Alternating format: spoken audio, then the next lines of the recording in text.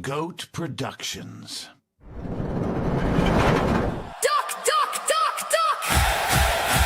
Duck, duck, duck, duck! Welcome to the pub! Grab a drink and shut the door!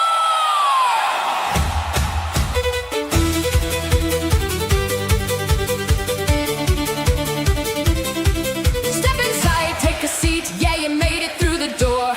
Welcome to the pub, hear the crowd begin to roar. Laughter loud, drinks are strong, and the takes are bold. Pull up close, you're just in time for the stories to unfold. Raise it up, take a sip, let the chaos begin. You're in the pub now, time to dive right in. Oh, welcome to the pub tonight, where the stories get twisted and the jokes take flight. From the courtroom drama to the YouTube fights, we're breaking it down till it all feels right. Oh, don't blink, don't miss the show. Grab a drink, find a seat, let the good times flow. If it's wild, if it's weird, yeah, you already know. Duck's calling it out, let's go, let's go. Got the panel lit up and the chat on fire. Step up to the bar, takes a climbing higher. From the trolls to the tales that don't quite add up. Better bring receipts or get laughed out the pub. Spin it, flip it, truth gets tested. Half these stories highly questionable. Laugh it off or take a stand. Either way, welcome to the land. Oh, welcome to the pub tonight, where the truth gets sharpened in the spotlight bright. Every rumor, every claim, every online fight, we're tearing it down with a grin and a bite. One more round, here we go. Raise your glass, let the whole world know. Kick it off, turn it up, steal the show.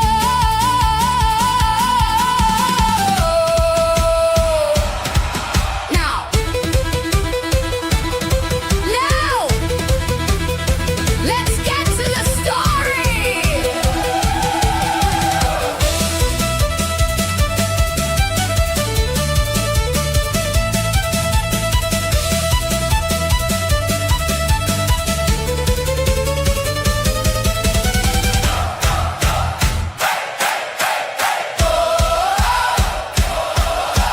Duck, duck, duck, duck.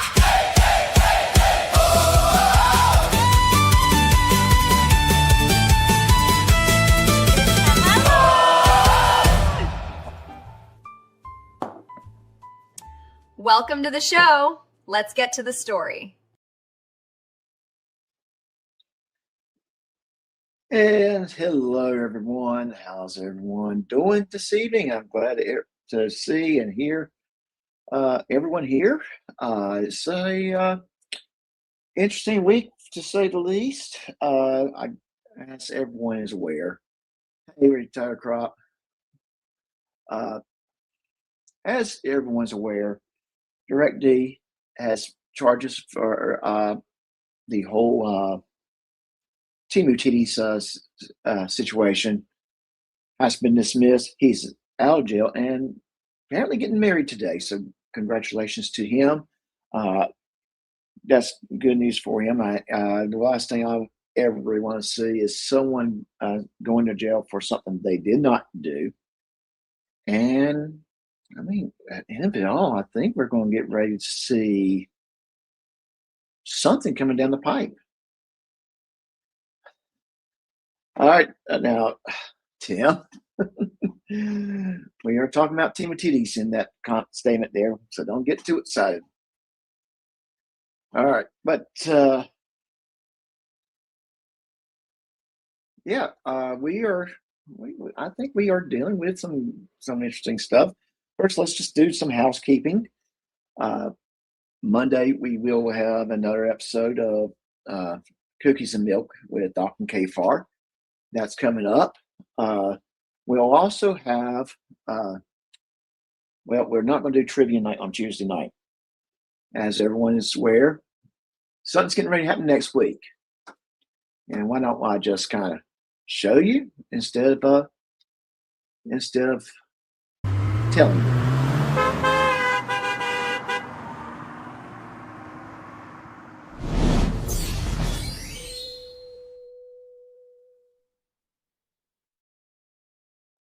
That's correct. We are going to be on the road going to Kentucky I am leaving Wednesday, so getting up early, heading that way. So Tuesday night, I am not doing a live stream. I'm just going to pack my stuff and get to bed early. So that is the game plan. So no trivia night on Tuesday night. I don't know if I'll be doing a stream on Thursday night, to be honest with you. It depends on what's happening, what's going on, and that kind of thing. And Doc Muster is in the house. How you doing, Doctor? Hey, did I miss the 10-minute intro? Yes, you missed a 10-minute intro. And that is Okay, only good. 3 minutes, not 10. Come on, man. But I was telling everyone I'm going to be on the road for the August 29th, leaving on Wednesday. All right. Hey, Dan, well, it's good to have you. Glad you're listening. Teresa, how you doing? Everybody's still kind of, that Direct D is getting married. And moderators, vertical chat, please. Go gurgle some more math, bitch. Thank you. And hey, Dethlord, how you doing? And that's another thing.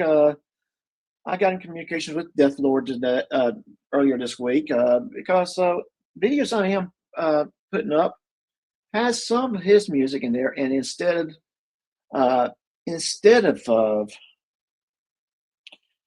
just accidentally playing them and just hoping it'll be okay, I did ask him if it was all right, and if I could feature one of his songs, which I do have one queued up. That is not our normal style of music, but I think it's actually. Well, I do enjoy his music. His stuff is pretty darn good. Professor Chaos, how are you doing? Doing all right. Just doing some clickers today. They use those keyboard switches, little clicky switches, so that you can just press on them to relieve some stress at work. A little clickers. Yes, I know what you're talking about. Yeah, that's nice. That's nice. But let's go ahead and jump right into the video that the first video from earlier this week with Mr. Darcy. Let's see, this one here. The first one he showed it earlier this week, which kind of gave DirectD giving us overview of what was going on with the charges that were dropped. And guys, please interrupt. Let me know if you need to say something, add something. Days on the say-so of one person has come to an end. All of the charges have been dismissed, as I had predicted they would, especially in light of some of the text messages that I got a chance to look at. There was an attempt to anti-slap. I was going to associate in with. Okay, I did not mean to do that, but let me speed up just a hair. And let's also make his screen big, this bigger, so we can see it, the chat and everything else better. Okay. Local council and begin work on an anti-slap motion, and we never had to get that far. But anyway, I put money on his books, tried to help him be comfortable, and helped him with the bail money. And I started sending him stuff to the county jail, so that, because when you're locked up all day, you can't do anything. You need information, and you're stuck and you're locked down. So it was very nice to give me a shout out. So let's go to that first. So there's the envelope I sent him with a bunch of stuff in it. Hey, Dr. Spike, good to have you. And all of you talking shit about Patrick Darcy, you can go fuck yourselves. That's a solid motherfucker right there. Thank you, Chris. Patrick Darcy. I want his link constantly posted in my chat by my moderators. It's a good motherfucker right there. And mods, let's go ahead and do that too while we're playing his stuff. All right, so 2 weeks ago, I did a video about DirectD's arrest. I was just learning about it. There were 3 felonies, 2 misdemeanors, felony domestic violence, felony stalking charge for fear of death, and another felony for emotional abuse. Okay. And then a few days later, maybe a week later, I can't remember now, 2 felonies were dismissed. And there was also a prediction that I made in here that I expected more of the charges right here. I would not be surprised if more charges are dropped as this proceeds. These are text messages between them. These are party admissions. They're liquid gold. So the case did unravel very quickly. But let's look at also a statement I got from a visitor. For public safety.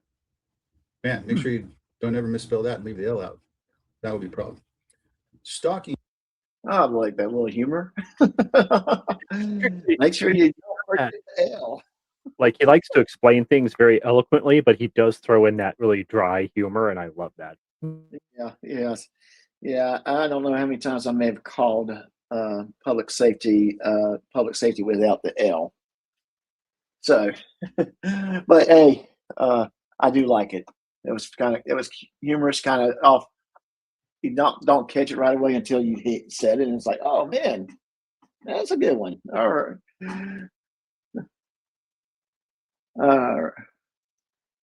Yeah. So yeah, Prada Watch. Good morning to you, sir. Good to have you.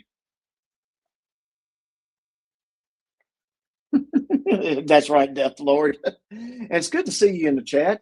Glad you were able to come in and watch.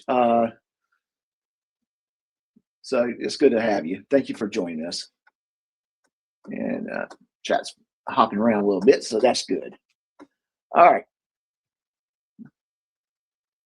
Involves targeted harassment, threats, or unwanted conduct that causes reasonable fear, which falls outside First Amendment protections. He admitted doing it. But here's how Chris predicted that she was going to do these things. What you're going to do is you're going to go to the court and try to pretend like I did something to you and get a restraining order, some type of protective order, and that's not going to work the way you think it will. These are party admissions. In California, it's where I'm licensed. Evidence Code 1220, party admissions. I'm not like your ex. And again, I'm not assuming any of this is true. I'm just repeating what it says. You never touched me. You never threatened to kill me. Boom, the felony charge, fear of death has to be gone. Or anything crazy. Yeah, you screamed and yelled and threw shit, but not at me. Is that really the definition of stalking? Well, why don't we take a look? The first mistake he made is you have to look at the definition of stalking in the state that you're in. There can be similarities, but there can be differences, very distinct ones. This statute will not apply to constitutionally protected activity or that authorized by law. So that's why I brought up the idea of the anti-slap. And for public safety is basically saying in one sentence worth of legal research that this is not going to work, and Direct D admitted to it. No, he didn't admit to anything like that. You're wrong. The stalking emotional distress, it's subject to a provision that constitutionally protected activity does not fall within the statute. So what would be that protected activity? All right, so let's take a quick look at some things here, including what public safety's comments were. But look at the second charge. This is hilarious. Under the harassment charge that Direct D was charged with, but of course has been dismissed, it's harassment to make a false report to a law enforcement agency, which is what he is claiming, what I think also happened. There's also another section in Arizona that is kind of a corollary to this, 132907, unlawful for a person to knowingly make to a law enforcement agency a false, fraudulent, or unfounded report or statement, or to knowingly misrepresent a fact for the purpose of interfering with the orderly operation of a law enforcement agency or misleading a police officer. So, with that as the backdrop. So we heard the affidavit. Greg D has read it on his live stream. I know many of us probably have seen it. Muxter, I know you were on the panel for Secret when that was read on that particular day. Yep. And although I will say there were nuggets of truth, nuggets. A lot of the stuff that she put in that thing was so false. It almost looked like she was trying to set up Direct D to have a violent end by the hands of the police. From what what looked like to me. Your thoughts? Well, for a lot of us, that sounded an awful lot like somebody else was giving her the words. I'm not going to mention Chris Ryder by name on your channel, but somebody out there did it. I would. It did sound like that there was some coaching involved. Yep. And we're blazing through this particular video because it's really the one that I really want to focus on is the second one. But I think this first one was kind of important to kind of cover before we hop to the next one that Patrick Darcy does. I want to now go to some sections in the police report that I won't show you, but this detective made some comments about it in the report where she said to a dispatcher that she, quote, feared for her safety because he was preventing her from leaving the property. Well, that the Dodge Charger that Chris owns was not, quote, has not been blocking the white colored truck owned by Heather. She could have driven her truck from the residence without any hindrance whatsoever. She also said that he threatened to kill anyone who came onto his property. Yet we have her own text message that he never threatened her at all. She said that he might hurt her or her child, yet we have a... So I am seeing some new names in here, and if you have not had the opportunity to like, subscribe, or share, please do so. Please do that. Do so. That'll be awesome. I'm glad to see you guys here. Thank you for coming. Like I said, I see some new names, and I do like seeing new names. Statement from her where she said that he was good to her 6-year-old. She also said that she put eyes on firearms at his property that he owned. Absolute lie.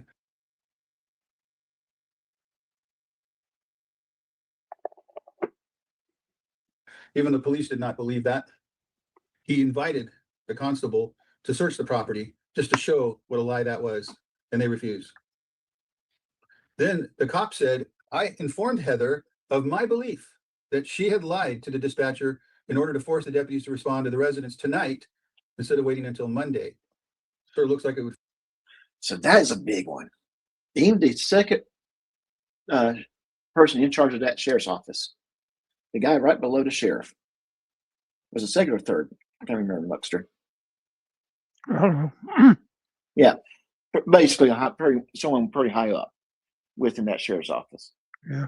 Told her that she lied to the 911 dispatchers. Yes. Pretty darn big. That it appears that she may have falsified that aspect of her report. He's saying like, Okay. oh, it looks like you may have made an incorrect statement. Like he's trying to put it gently for her and tell her you messed up. You need to correct yourself. Right. Oh yes. Oh yes. That's probably correct wording. Appears. Now that she actually put papers on them and there was an arrest, and that those charges were dismissed after the sheriff's office eventually did an actual investigation.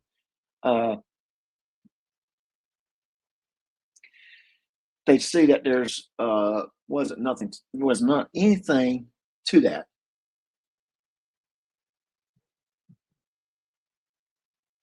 Dr. Spy, if you want to send that track to me, I'll give a quick listen to it while we're and I'll maybe actually play it for you. Duff, if you could put my email address in the chat for Dr. Spy. Fit under these statutes here. False reporting to a law enforcement agency. I told her that it appeared that she had lied about Christopher Ruff preventing her from leaving the residence by blocking the driveway with his vehicle. I told her that his vehicle had not been blocking the driveway as she had reported. She said that Christopher Ruff had quote unquote kidnapped her by not permitting her to leave the residence with her son, while saying that she feared for her safety and that she might be harmed if she returns to the property. The police officer said, but you went ahead and went to the property anyway. I'm sure there's going to be more to this saga. Bottom line is that if anyone was involved in helping her to put a false statement forward to the cops in order to get this thing in motion, they could be facing conspiracy charges as well. And we'll have to see. Everyone's presumed innocent, but I was right that I expected the charges to eventually be dismissed. I started thinking more and more of that as I started seeing text messages. We also had discussed anti-slapping this case, one of the things that for public safety there was an attempt. Oh, sorry. I am sorry. I'm trying to hit a pause button. More than $40 million worth of cases on anti-slaps. Okay. I remember asking some people privately about this, about what you just covered, about the possibility of someone getting hit with if they helped in any way, form, fashion to put that false statement. I guess it depends on how much the help might have been. If they actually wrote it and all that kind of stuff and sent it to her, and yeah, I think they're in trouble. If the help was more or less, she told a story and they said, well, I think you need to go to the police with it, I don't think that's going to get anyone in trouble. But if they actually sat down and wrote the thing, and they knew, the people that we're hinting at knew that they knew the story before the whole thing came out, because she told them. She told him he never struck her or did anything to her. It'd also be interesting to know the content of phone calls that some of these people were making to the Apache County Sheriff's Office. Yep. And guess what?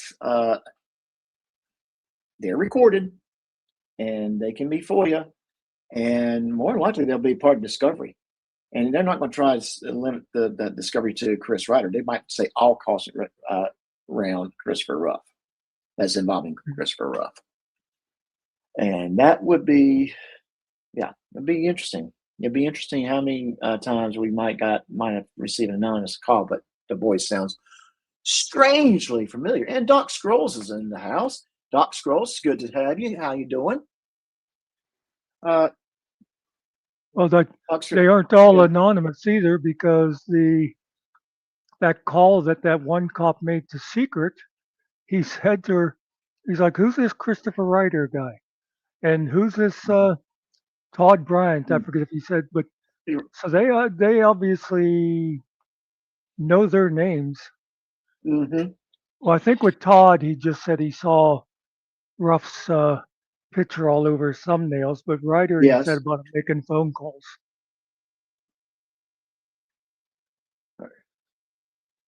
So yeah. Anyway, I'll let you talk for a while. Dethlord. I think Dethlord asked a very, very interesting and good question. All right. So Dethlord, my name basically came from my grandfather's nickname. I want to say it's his nickname. I'm not 100% certain. He had passed away when I was like 1 year old. Actually, my Doc Lanou. Doc is one grandfather. Lanou is the other. So that's kind of where that name came from. Doc Scrolls is a therapist. Hey, MSG retired. How you doing? He is actual therapist. But a lot of the other docs you might be seeing, a lot of other doctors, it's kind of making fun of a certain YouTuber in a way. That Doc Scrolls was on his panel a couple times. Was it last week or week before, I think? No, week before, yes. So that's kind of where that's coming from.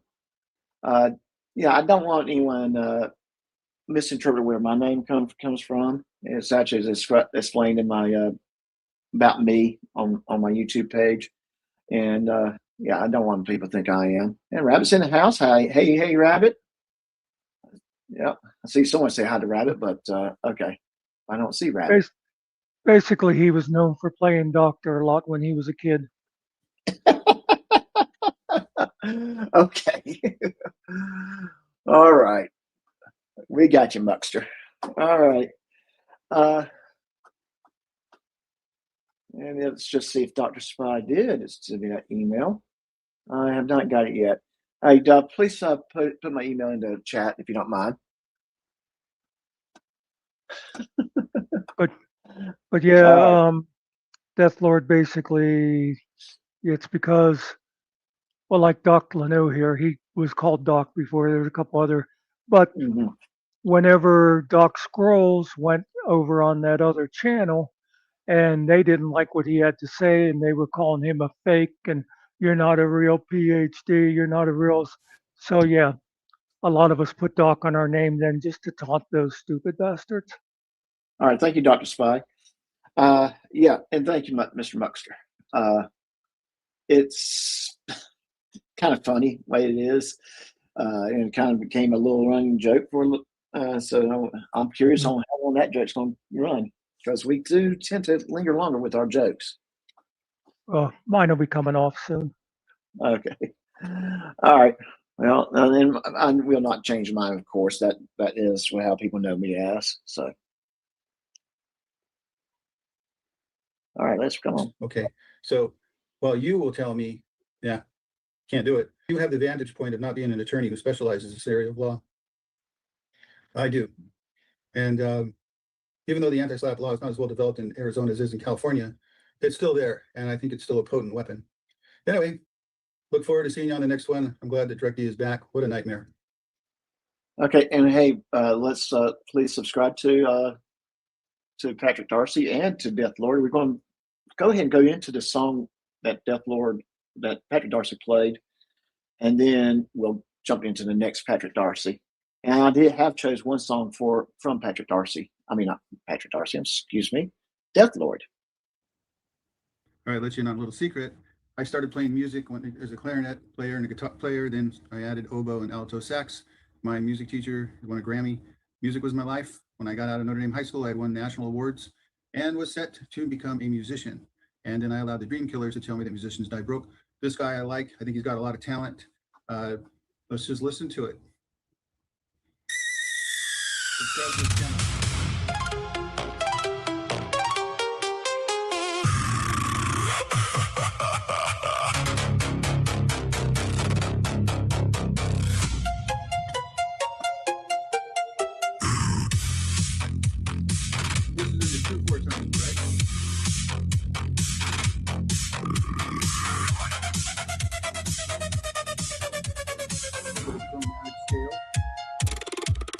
I'm the shadow man, I sneak and I creep. Not behind you, I'm under the keep. Little locked habits you don't even see. I sit where your patterns repeat. I'm the shadow man, I don't ever sleep. You shut your eyes, I wide in the seam. Every thought you tried to bury comes back dressed up like it's clean. I'm the shadow man, I eat what you keep. Not the fruit, just what it means. Take the center out your comfort. Leave the shell so it still seems sweet. I'm the shadow man, I'll steal your book. Not the pages, the way that it ends. You keep flipping, looking for closure. I keep moving where it bends. You felt that, right? I did. Catch you on the next one. Great song. Listen to his music.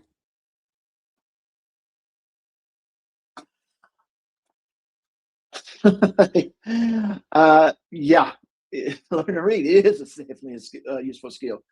And I'm gonna be honest. I do have music I create for this channel, but I'm using AI. I don't have a musical talent. I'll admit that, and I will say it loudly. Yes, my music is AI. It's because I know what my limitations are, and I think it's a great tool. Buxer, you've been working with music at all for AI or anything like that? Yeah, not nearly as good as Ariel, but I've done a lot of it. Yeah. Yeah, and I tell you, like I said, I enjoy it.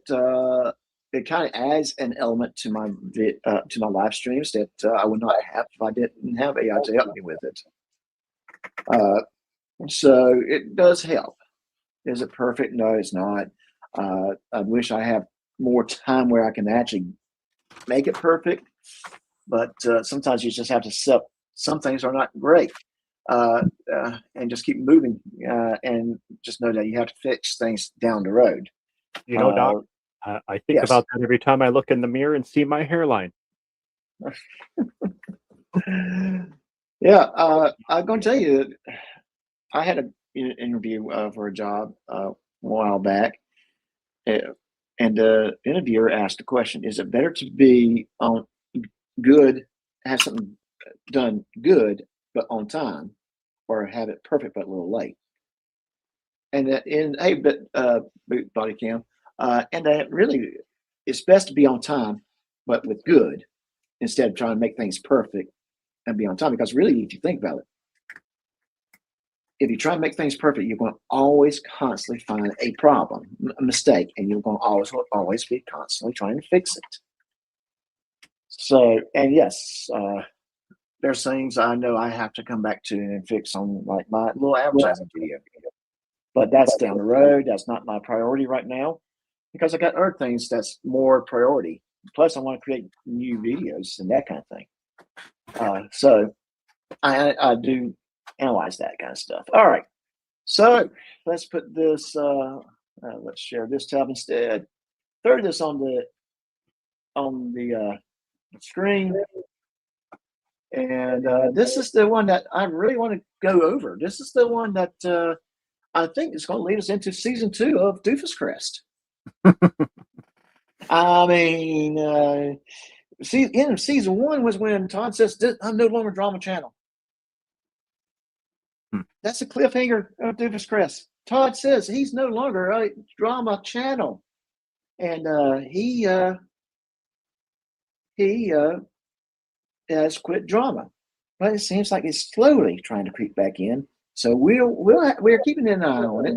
It did take him about 7 days to let some drama come in, but we'll watch. We'll and that's loosely termed. We'll watch. Anyways, let's keep going. I'm sorry, someone's getting ready to say something.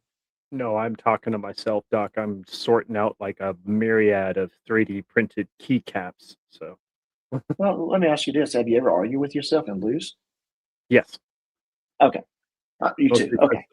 the second voice in my head transitioned from my fun side to my wife saying, "No, you don't need to buy that. Save your money for the kid." No. So I lose a lot of arguments now. Yeah, I understand. All right.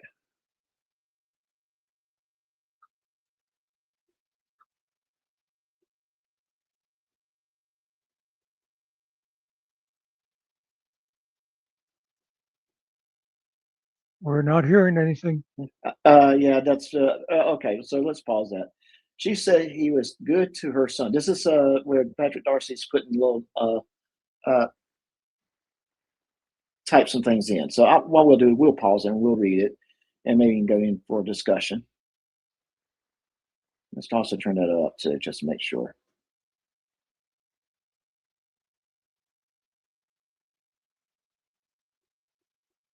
All right. She said he never threatened her, and this is their chat text. "I'm not like your ex. You never touched me. You never threatened to kill me or anything crazy. Yeah, you screamed at me and yelled at and threw shit, but not at me." Okay.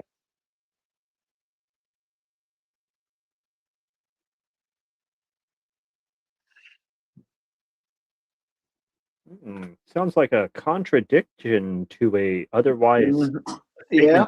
or otherwise legal matters. And here's your social media plastering Chris, and you agreed to do more interviews. Yeah, that's true.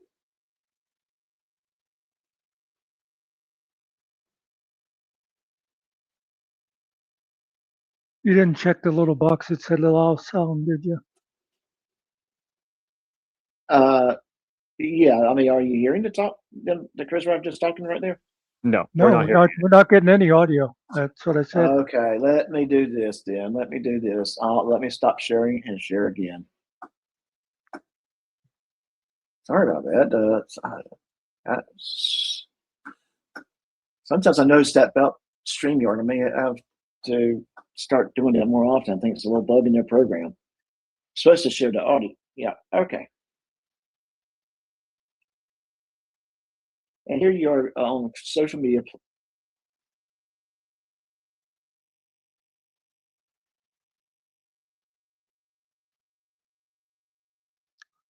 Yeah, I agree with Professor Chaos. He sent me a text and said, I hate working with amateurs. Okay. Wow, Brooke, I didn't think you'd get it that fast. I was still typing. What? What? What? What? All right. No, I'm sorting out a bunch of new keyboard switches. I don't like these because they're too quiet. There's no click. But I have these other ones that they have that satisfying, that nice clicky click for keyboards. So Huh? What? You were talking this whole time? no, Chaos forgot to check the thing that said share audio. You didn't hear the? Did you hear the audio at all? no, sir. What's going on with StreamYard?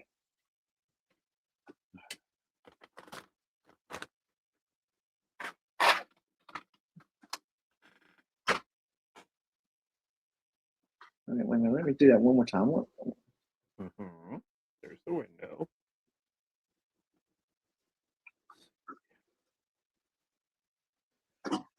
Hang on.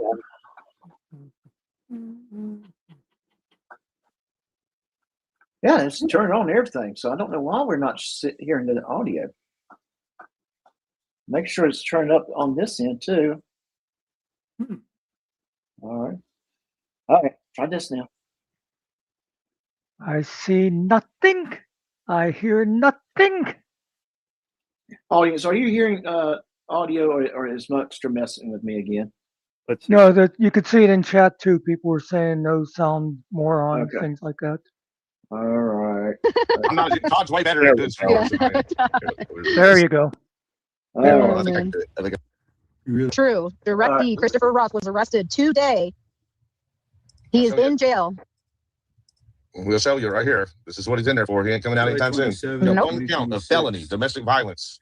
He has one count of harassment from contact and communications. He has one count of disorderly conduct. He has one count of stalking with the fear of death as a felony. He has one count of stalking with emotional distress as a felony. So he's got 3 felonies, and he's on parole, which this will violate his parole, I'm sure. And, No, he's not. and he's got 5 open warrants in a neighboring county that are probably going to be picking him up. So Wah, wah, wah. he ain't going nowhere. Christopher. Was that woman really, really scared there? I know. Yeah. She does not sound scared. And no, Dr. Spy, I don't see it yet. It's not showing up in my email. Let me refresh my email. Make sure it's not hung up. I have not seen it. All right. For Ruff did not win. He never was a winner. I think Stoffel said something that Ruff posted on X and tagged Apache County sheriffs or something and said, "Come get me." They did. They are. You got what you asked for, You got what you wanted for. Yep, you got what you wanted for. You got. It's been like now it's live, dude. I know, but you and Tiffany know what I've been through the last month. Just the anxiety. I've had anxiety attacks. I've had. Yeah, you sound totally anxiety ridden. Good God. Yeah. How do we get here? Oh my God. Hey, at least I didn't sleep with Desert Gnome. Somebody that was. She's fine with it. I'm sorry. I'm sorry. I mean, I want to say this. I know I'm a married man, so I'm not. But I'm just saying. I think Desert Gnome is attractive. Muxter, your thoughts? Oh, I think she looks real good for her age. I think Ruff's fiance is cute, and I think the drifting grifter is Hag. Yep. Right. Yeah. I mean, so I mean, just my thoughts. Professor Chaos, your thoughts? Well, she looks a damn sight nicer than a certain dumpster fire that we all know. But yeah, I wouldn't disagree that she looks pretty attractive. For considering her age and everything Right. she's been through in life. People are people. You can't expect supermodels. Yeah, I'm not gonna just sit here and say something about her when she's not wearing her sunglasses. And I've seen like her on live stream and looking in the camera. Something about those eyes don't look right. Just my opinion. We were talking about this lady here. That no, that one is that one is, what can I say? Discount OnlyFans reject material. If OnlyFans had a Temu section, she would be that. Okay, I got you. Temu, thank you. Yeah. Okay. All right.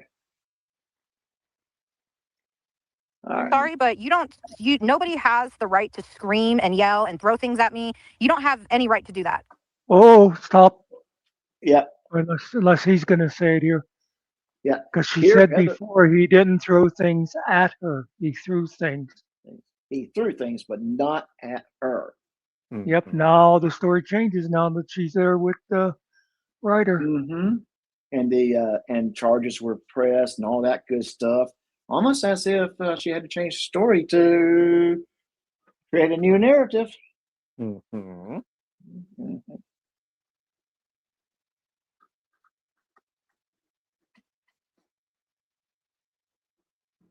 No, I'm straight here. It's up just a hair. No, you never know. What I'd like to do with you is maybe set up another, if you'd be willing, maybe you and I can do another stream with Tiffany and whatnot later on. Sure. And gear it directly towards seeing, putting some information out there for domestic violence victims. Absolutely. About different cases. And the irony of him even suggesting that. It just to me it's like, how many convictions have you already have? How many people we know are victims?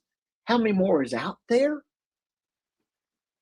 It's the number we don't know, but we know there's at least 3 victims. 2 you were convicted of. Yet he wants to get that information out there. Who's going to be your expert panelists? Your victims? Would they be the ones on your panel to tell you people what to do? Your victims? Oh, yeah, Chris, that's what you did to me. That's abuse. Yes, He's just looking for another way to make money.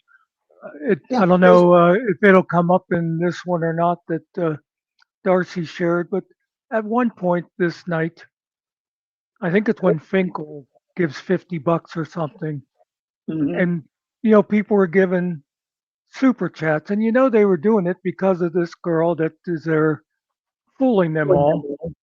And when Finkel gave the $50 or whatever it was, writer says, "Oh, and I'll give you some of that."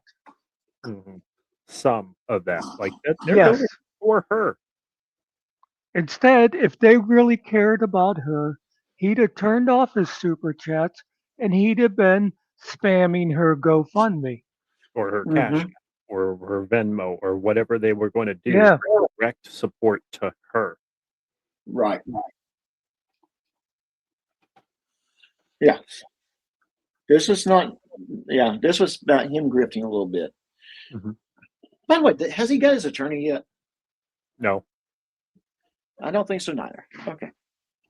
And I think he's got a court date September 3rd. Yeah, he does. I don't know if it's a Meade County or if it's Hardin County, but he's got a court date on September 3rd. Just saying. Just adding that to information. Yep. Maybe I would love to do that with you guys. Yep. I like, offering whatever I can with this platform. But yep. I feel very fortunate to have been successful in the past at, from what I've been told by the victims, and actually using this platform to help victims. Yep. So the victims, were they like your victims? Okay. So, absolutely. If I can possibly. Okay. And Chris just provided good cause to search your text, emails, and phone records because Heather's story had many contradictions, and it looks like she was told what to say. Maybe it wasn't you. We'll just have to sort this out. Yeah. Yes. You, along with others, none of it is privilege.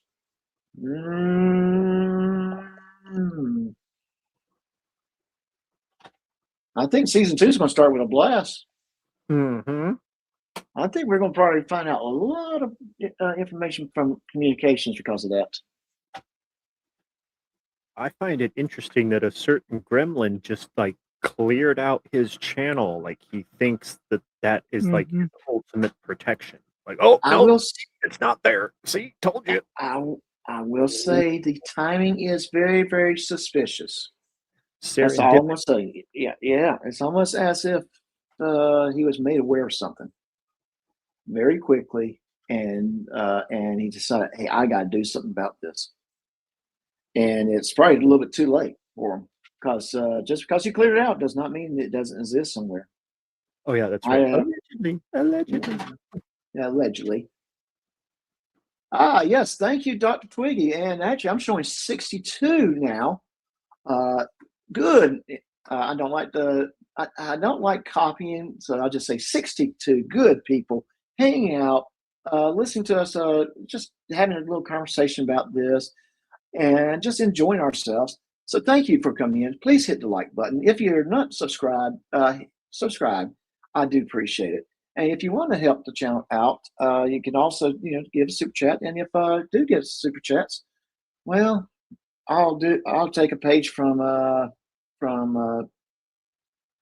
KFAR and Katie said, and when I get to $20, I will pour me a little bit of my scotch. And if we get up to $50, well, heck, it will be moonshine.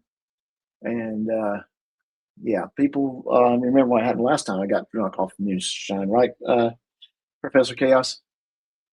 Yep, that's the whole reason I have more access. Yeah. Oh yes. Okay. Achieve that, then I'm all for trying. I'm so sorry you went through all this, Heather. We're safe. We're fine. We made it through. We're, chapter's closed, and he's just going to have to figure, he's a grown man. Well, he thinks he is. He's more like a boy, but yeah, you don't treat people like that, whether you're in a relationship or whether you're friends, or you don't do that to other people. Well, like when you first called earlier, we weren't sure if it was going to happen or not. Yeah. I was highly anticipating it, right? Yeah. Like super excited that, oh my gosh, finally it's going to, is it going to happen? Yep. And then we were waiting on a confirmation. And then we got the confirmation and it was just like, is this for real? Or did they finally do it? Yep. And what's it going to be for? We didn't know it was going to be for. Sure. Yeah. And then we got the full. So yes. Yeah. Because it was, what was it? He was in there for, it was a 10-year sentence. Yeah. He got 7. Yeah. I'm pretty sure. So maybe there's 3 years still on the shelf, but yeah, I mean, and it ain't looking good. Doesn't look good. Thank you so much just for entertainment. Thank you so much. Money. If I can help Heather out anyway, I can. I always have. Well, everyone has been so, Dr. Spy, I do have your song. Just listening to him to talk and brag. This whole live stream, when I first saw it, made me sick, because they were bragging about putting someone in jail, and you start hearing some of the charges and what's in the affidavit, and you're like, I don't think that's how it happened, based upon other sources that we were seeing. Not everybody, but there's been a lot of people that that I've met along the way during this unfortunate event, and it's just like, I can't thank you guys enough, because I'm not crazy. I didn't make any of this up. Like, there's proof. There's absolute proof. Yes. So yeah. I believe the one about Heather getting kidnapped. I mean, maybe there's a different. Okay, one of the deputies refuted the suggestion, since she could have driven her truck off the property, just like they did. Okay, just want to read that, since what I found that he likes to do is post a little comment on the video itself. So I'd like to pause it and read what he said. Technical name. Holy shit, Steve. Oh, There's Steve. He's always there. The money. Thank you so much, Steve. That is definitely gonna piss Muckster off, Steve. I think that's why Steve does it, to make Muckster. Wait, it's not because you love us? I'm gonna shoot some of that your way, Heather. No, you don't have to. This is I wanted to go on with you. You and Tiffany have been there for me. Dr. Spy, drive carefully. Be safe. And I hope you continue listening, because we'll be playing that soon. All right. What's that, Musker? Do you know how you can tell what a fake she is?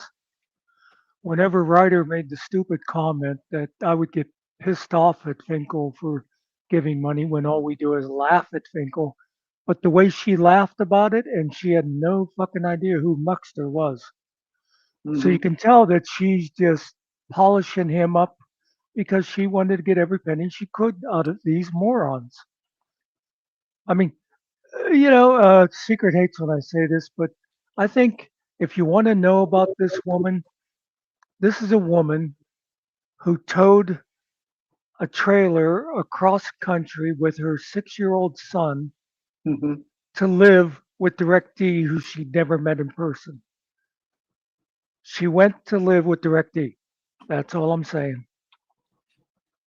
Yes, and I would go even a step further. The way I know she was talking about their relationship, DirectD and her, probably 6 weeks to 8 weeks into the relationship.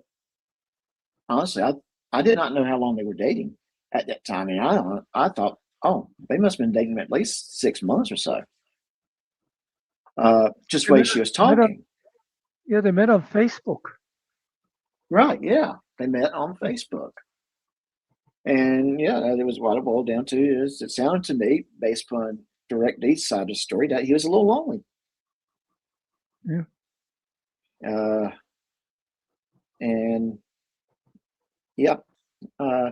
Now, hopefully, the good thing is, it finally put DirectD and Amanda back into each other's lives, and hopefully, I wish all good things for them. It sounds like that they meant to be. So, I do hope that is a fruitful and a successful relationship for the two of them. All right. So, by the way, let's just say congratulations to DirectD and to Amanda. I probably already said that once before, but I don't mind saying it again. Yep. All right.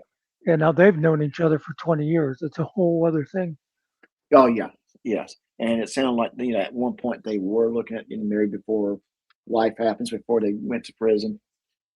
She went to Hawaii after she got out of prison and stayed there for a while, and then, decided she wants to be back with DirectD. So, Hey, if you're great. If you're gonna leave Hawaii for Butt Lick, Arizona, it must be love. I would agree with that. I would agree with that 100% because Hawaii is a beautiful state. We won't argue that. But Arizona, totally different. I'm not going to say it's not beautiful in its own way. It's beautiful in its own way, but it's not Hawaii. And not only moving to Hawaii, but moving to a place that's off the grid. Mm-hmm. So yeah, and I'm going to tell you, there's something about that lifestyle I respect. I think it's cool as heck. And maybe in my younger days, I would probably actually consider it.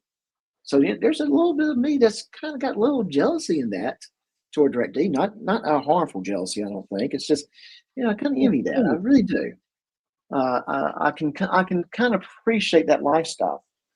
And maybe one day I might try, at least live that way for a couple of weeks and probably fail, but hey, we'd like to try, right?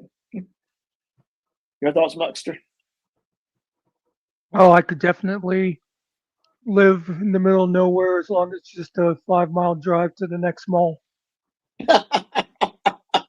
Professor Chaos, your thoughts?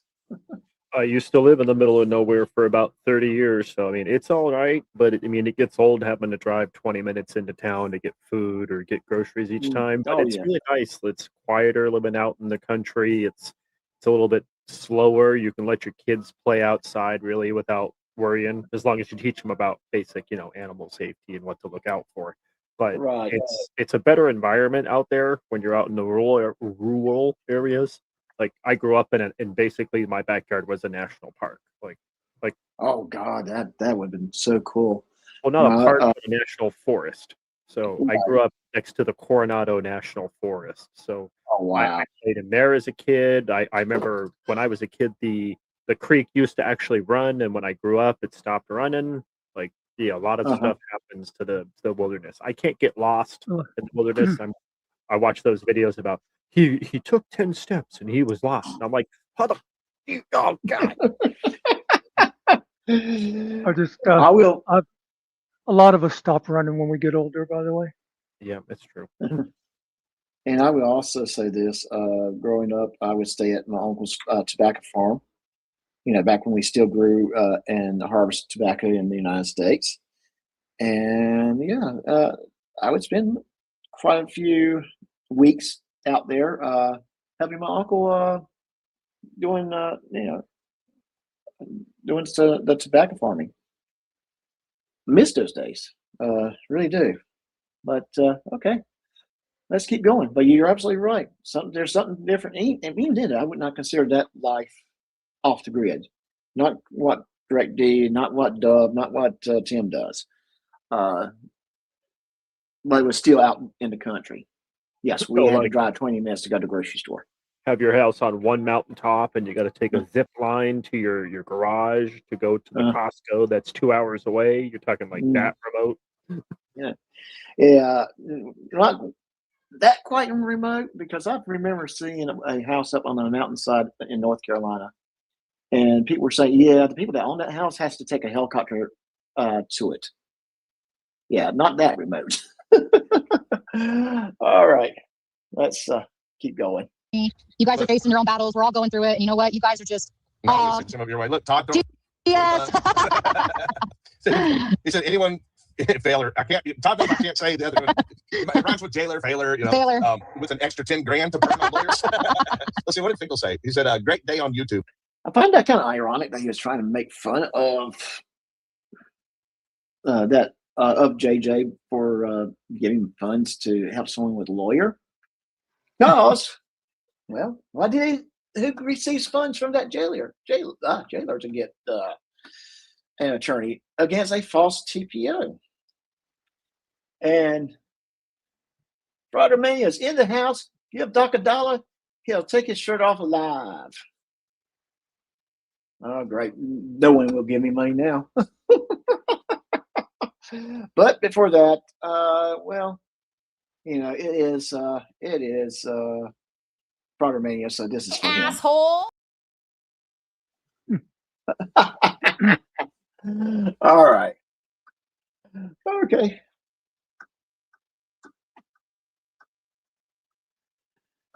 Yeah.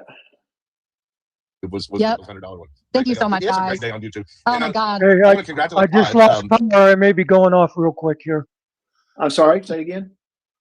It's coming back. I said I just lost power, so Okay. my battery All right. backup's only like a couple of minutes, but it looks like power came back again. And it's Okay. off again. Jesus, it's blinking. Anyway, if I disappear, you'll know that's why. Love you, Muckster. Yeah. Muxer, when you can come back in, feel free to hop in. All right. And no, I'm not. Well, I can take my shirt off. I just won't turn the camera on. How's that? All right. So he after that. After that, I guess I gotta do this. I gotta be nice to him. Where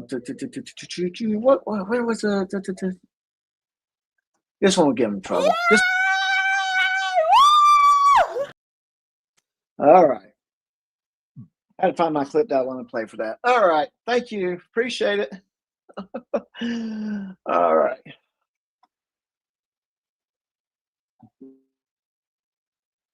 Want a little bit more? The Benghazi rabbit, the little stalker bunny foo-foo. That's what.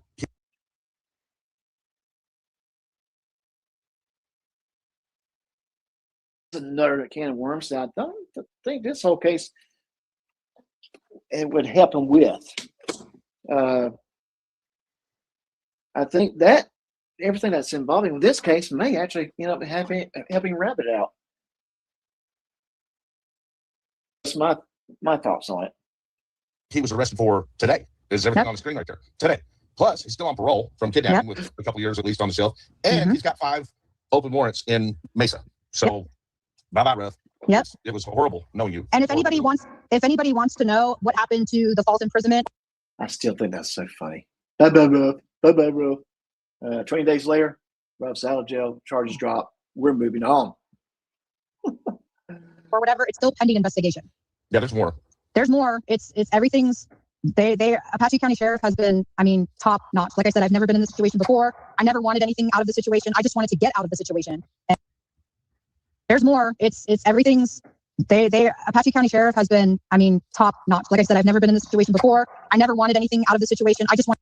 Anyway, let me read this real quick. False imprisonment went out the window as soon as the sheriff realized you could drive your own damn truck off Chris's property and then voluntarily return. there are more reasons to reject this claim. So, yeah, you could. She left and came back. Wanted to get out of the situation. You sound like Kamala Harris. Why don't we just keep repeating, and keep repeating what we're repeating? Because when we repeat what we're repeating, we then are repetitive. And when we're repetitive, well, then that's because we're repeating. Just found a note. I'll go over this while you're gone. I had taken notes on the last stream, and it just happens to be the one I covered about what happened with Heather at the time. Great. We're going to subpoena all those notes that you have. Let's just take a good look at them right now, because they are your notes and they are not attorney-client privileged. So, Lux, are you still with us, or you're? Yeah, so far. Yeah, okay, cool. And Professor Chaos, quick question for you guys, and question for the chat. You guys chime in too. What's up? Oh my gosh! I'm sorry. Candace got yelling at me. Okay, Candace, I'll see what I can do. Okay. All right. How much you want to bet that those notes are gone by now?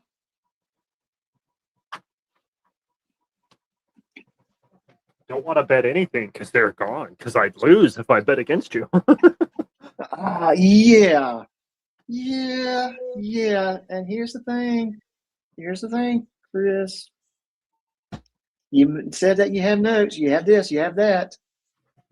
When you say things like that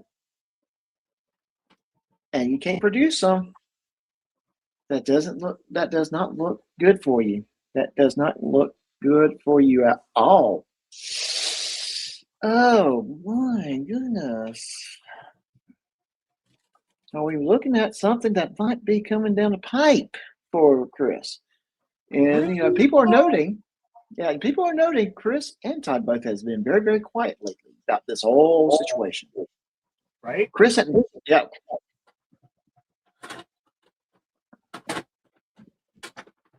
Well, this was my last stream. I'm sitting here at my desk and the notes are sitting right here. Literally, I was in fear every single day. To say less, we've just been making sure everywhere you go is someplace new, someplace undisclosed, someplace beautiful, and someplace where you and your child are living your life the best you can. Yeah. Yes, a fucking Arafat, huh? Never a night in the same place. So and here we are now. He's in jail. I'm sure it won't stop here, but no, I don't you think it have shown us that you're not the type. And a correct conclusion, Chris, but not for the reasons you imagine. We'll need to get the courts involved to answer these unanswered questions. Okay, Chris. Yeah. And I'm going to tell you, the guy I saw on, was it Monday or Tuesday when Rick D came home? Monday night, right? Mm-hmm. That guy, he's mad. He's angry, and rightly so. And he wants justice. And you got an attorney here that's ready to help him to get it. Yeah. I would not want to be in neither one of those guys' shoes right now. That's for sure. I mean, if I was in their shoes, I'd be panicking and deleting videos and, wait. Yeah. That's why I said that the timing from the get-go was very suspicious, almost as if something happened and he was told it's happening. I thought it was something else. Truthfully. If I was even more desperate, you know what I would do? I would try to insinuate myself into another community, like the debate community. Although I would try my hardest not to make a fool of myself. That might be a key right there. That would be key. Lay down and get beat, which we can certainly appreciate that. That's why you fit right in with us. I want to take a second, generally specific, just a big shout out to Chris and Tiffany for helping not only Heather in her situation, but have also looked out for me as well. And I want to backpack on, or what is it, backpack on that, or how do you say it? Piggyback. I want to piggyback that for all of us, And Heather is now referring to herself in the third person we. We finally, this unfortunate situation brought us together. I wonder who else might be helping her. Just saying. Just saying. Together. As weird and cliche as that sounds, we're just normal people not everybody thinks that we're normal. Everyone thinks, which is fine because it's the internet. But it's like, here's the proof. Here is the actual proof that everything is corrupt. Everything that we've been saying is true. All right, it's the secret coup. She's here. She's here. Oh God. I'm only here for Muckster. Well, that's why I bring up Muckster here. He's the eye candy for the women. This is our third time on a panel today. You told me to come over here. So that yeah, I only came up here because Muckster was like, "Are you going to be on Ducks tonight?" And I was like, "Probably not." And he goes, "You should, because that'll make 3 panels for us today on 3 different shows." Yeah, I did watch you guys. I did a rewatch with you guys on Coded. Yeah, we were on MSG before that. Oh, okay. Good for your heart, So yeah, that was very, very Coded. So was very, very good. I now need to have to go back and rewatch MSG because it sounded like that was good too. I'm actually getting a little worried because What's with that? all this marriage talk, in some countries this might qualify. Is this common law? It's either that or stalking. I don't know.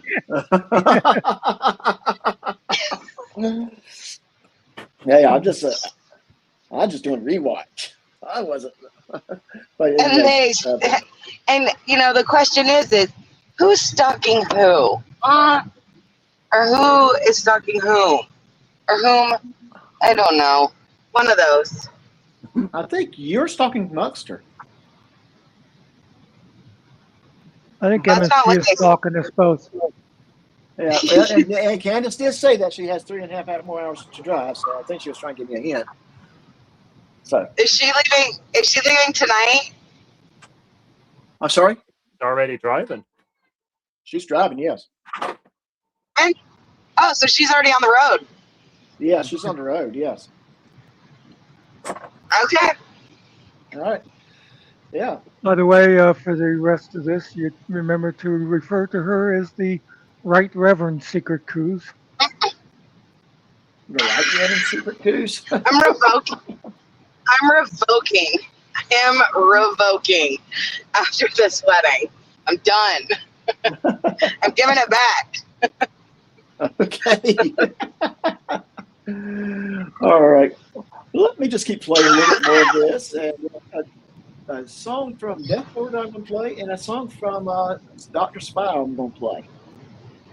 And is Dr. Scroll still in the chat? If he is, I wouldn't mind Secret if you send him the link to the chat to the StreamYard and let him know. StreamYard? Yeah. I haven't seen him say anything for a while. Yeah, I'm driving, so I can't really do that. Okie dokie. Not sure you have his email by any chance, or no? Okay, no worries. I have not had the pleasure of meeting the great Doc Scrolls yet like that, so I don't know his stuff. But I love his work and him thoroughly humiliating and triggering. Oh, there he is there. Yeah. Well, he couldn't come up anyway, so that's cool. He can't come up anyway. Consider yourself lucky, Professor. Hey, me and Secret busted his cherry. Yes, we did, baby. Yes, I did, and I thought he did a real good job that first time on. Yes, very, very fun watching that. He went on my panel and he liked it. And then he had to go everywhere else. So I had to get him on. So just confuse people, just so we have a confusing conversation. Doc, hey Doc, yes. Hey Doc, hey yes. What? Yes. Which Doc? Okay. Appreciate you and Tiffany for taking time out of your lives, your guys' very crazy lives. I want to thank Innocent Auditor. I want to thank Paul. I want to thank Finkel. There's so many people that have we've all come together, and we've all, as stupid as that sounds, it sounds so cliche. We all found each other, but it's. I love how she's making that list. Right? People that they may want to start looking at their phones and that kind of thing. And imagine how many more names that she didn't list here. Echo, Yeah, okay. We got a little echo from Secret, so I'm gonna mute you for now, if that's okay. Yep. I'm trying to figure that out. Yep. When I'm ready, I'll mute you as we go. Okay. All right. Mute mic. There we go. Her mic's mute. All right. Get back to this. But yeah, like I said, I'm kind of interested in knowing who else might be involved that she didn't list. I bet you there's more names than just the names that she listed here. True. List of just a few words that can either get you in. Okay, and he does this little word thing, which by the way is funny. Go check that out. I thought that was a funny bit he did. So go check it out. Guys, anything you want to add in there about this Patrick Darcy's video? No, I love every bit of it. Even his wordplay and his awkward laughs that he does. It's really good. Mm-hmm. Yeah. Oh yeah, his wordplay is pretty funny. His dry humor is like it catches you because you're not expecting. I just want to mention to Sniper Dog. I wish I could still climb trees. Hey, Sniper Dog, good to have you. Thank you for coming in. And Civic Jesus is here as well, so thank you for being here. Secret, I did unmute you, so you can chime in if you want to. Am I still echoing? A little bit, yeah. Or is it just because I'm in my car and so it sounds weird? That's why. It's more background noise. Okay. What was the question? I'm sorry. Just getting everyone's general take of Patrick Darcy's video. Really, the two videos about Direct Deed this past week, and just wanted your 2 cents worth. I think they're good. He did a good job. And kind of like I was saying earlier, I think this is one of those things we've actually saw what shuts Chris up a little bit. Because he sure as heck hasn't said anything this past week. I hadn't heard That's been really odd. They've been oddly quiet about it. I mean, Chris can't usually shut up for more than 2 days at a time without trying to grift for money. Right. That's true. And here's the thing. Is he realizing that he finally is in trouble? Which means he never actually took the Kentucky case serious. Yeah. And that's kind of, I think that would bite him too. He realized that he's climbing across. I'm sorry, what's that? Go, Secret. No, let's. Go ahead, Secret. I was gonna say, isn't it convenient or kind of weird that his KSP law case was filed incorrectly? Yeah. It's kind of weird that someone that supposedly knows paperwork with those courts and that kind of stuff. The amount of times him and Tiffany has filed that stuff before. How could you mess up the name of you're the plaintiff, not the defendant? Right. It's kind of weird. Yeah. Isn't it? I mean, how is it the 3 a.m. law scholar, messes that up? What? Yeah. How can you do that? How can you mess that up? It's totally weird. It's kind of one of those things that, I find it very coincidental. You know what I'm saying? And it's just. I don't believe in coincidences. Yeah, exactly. I find it very coincidental, and I don't believe in coincidences. Okay. By the way, while the other two stooges are laying low and hiding videos, Shep Finkel is out there saying the reason that Heather didn't follow up on her charges is that she's feared for her life.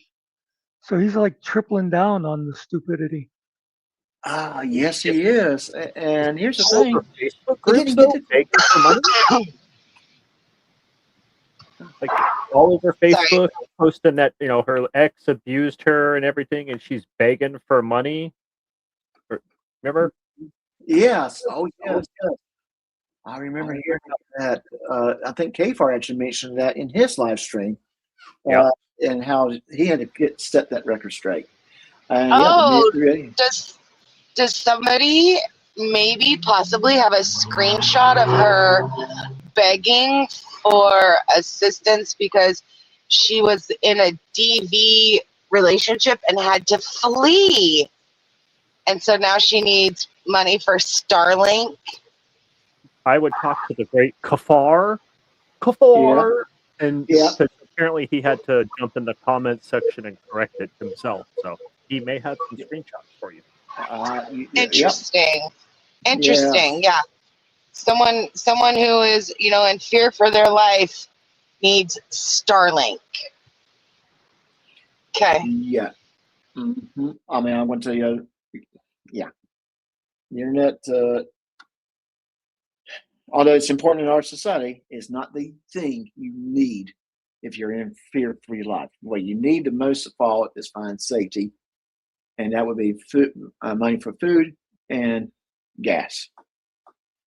If you were really, truly afraid for your life. Also, if you really, truly do need internet access for like a legal thing, for email, all public libraries offer free Wi-Fi as well as free computer access. So she could walk her happy butt down to a public library that's usually adjacent to a police station where she could be perfectly safe and access that public resource. Exactly. Now, why do you gotta go and do shit and, make sense? I'm sorry. It's the chaos in me. Yeah, it's the chaos. Yeah, I always want to make sense. But why don't we play another song by Dethlord? I thought this song kind of fits the narrative we've seen with Deepest Crest season 1, and that's probably going to be going into season 2. It's called "You Can't Fix Stupid." So here it is.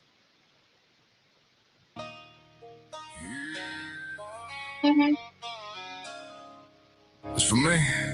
That's cute. You spent all night riding. You can't fix stupid, and somehow proved your own hook. Beautiful work, idiot.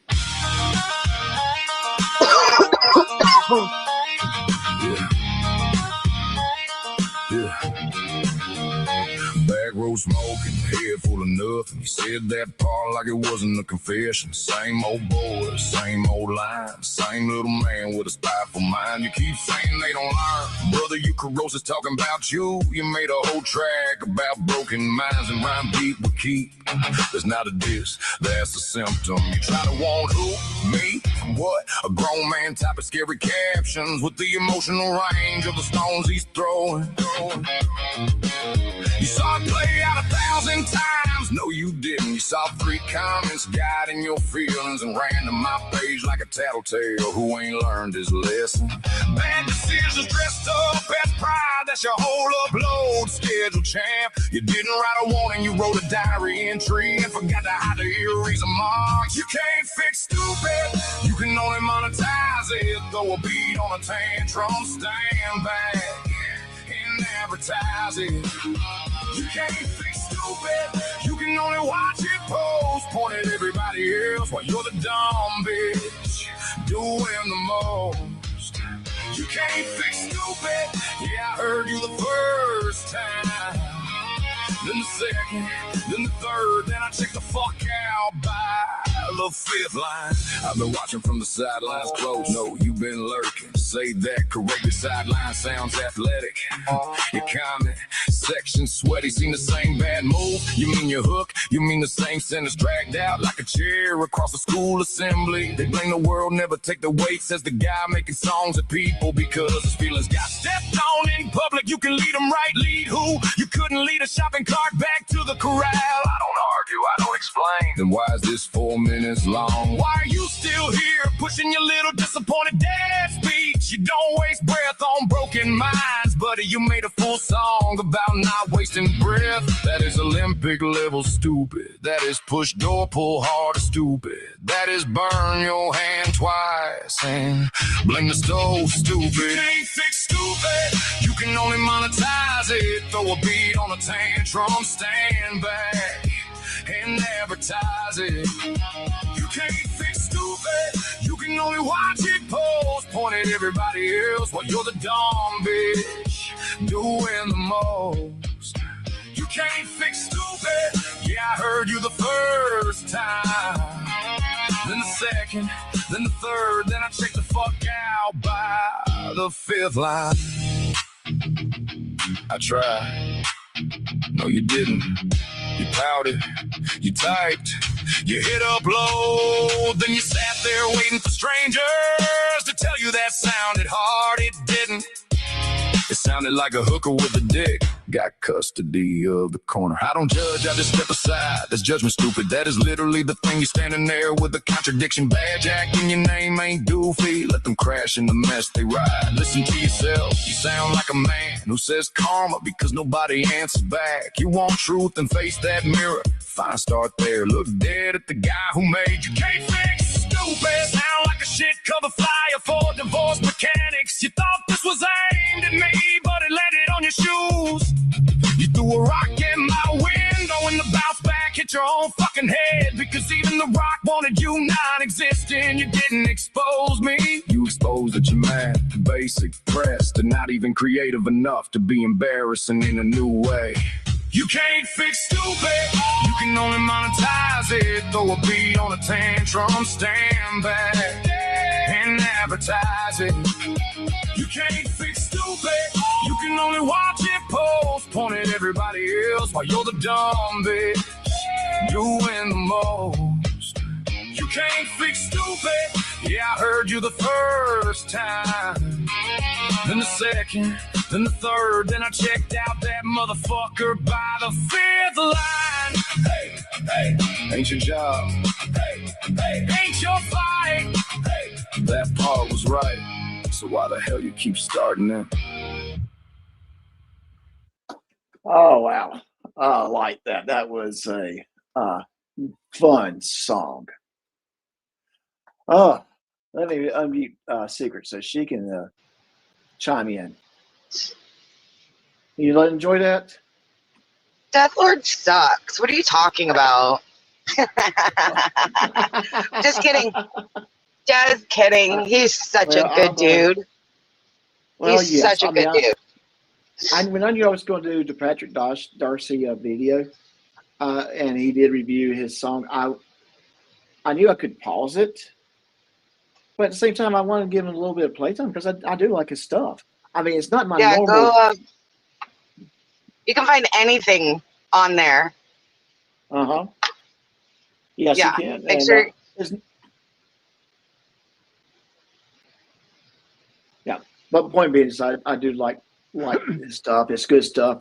You'll find stuff that you might enjoy. And I actually got to get going. I got to run and grab some things for the beautiful bride and groom for tomorrow. So, good. Well, can I make a recommendation for you? Yes. Walk, don't run. Okay. Monster, did I take that from you? No, but hey, we'll see you on the next stream. Yes. Okay. Okay. All right. Bye. Bye. Take care. Thank you for joining. Okay. Oh, that was I like that song. Thought that was a good song.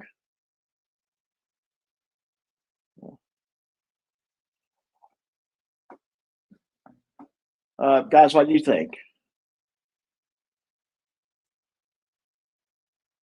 Not bad. Not my usual genre, but it's all right for now. Yeah, Yeah, exactly. It's not definitely not my genre, and on a regular basis, but it's but then again, I don't really have a genre. I find that I like to listen to all kinds of stuff. Depends on what mood I'm in, and it's fun stuff.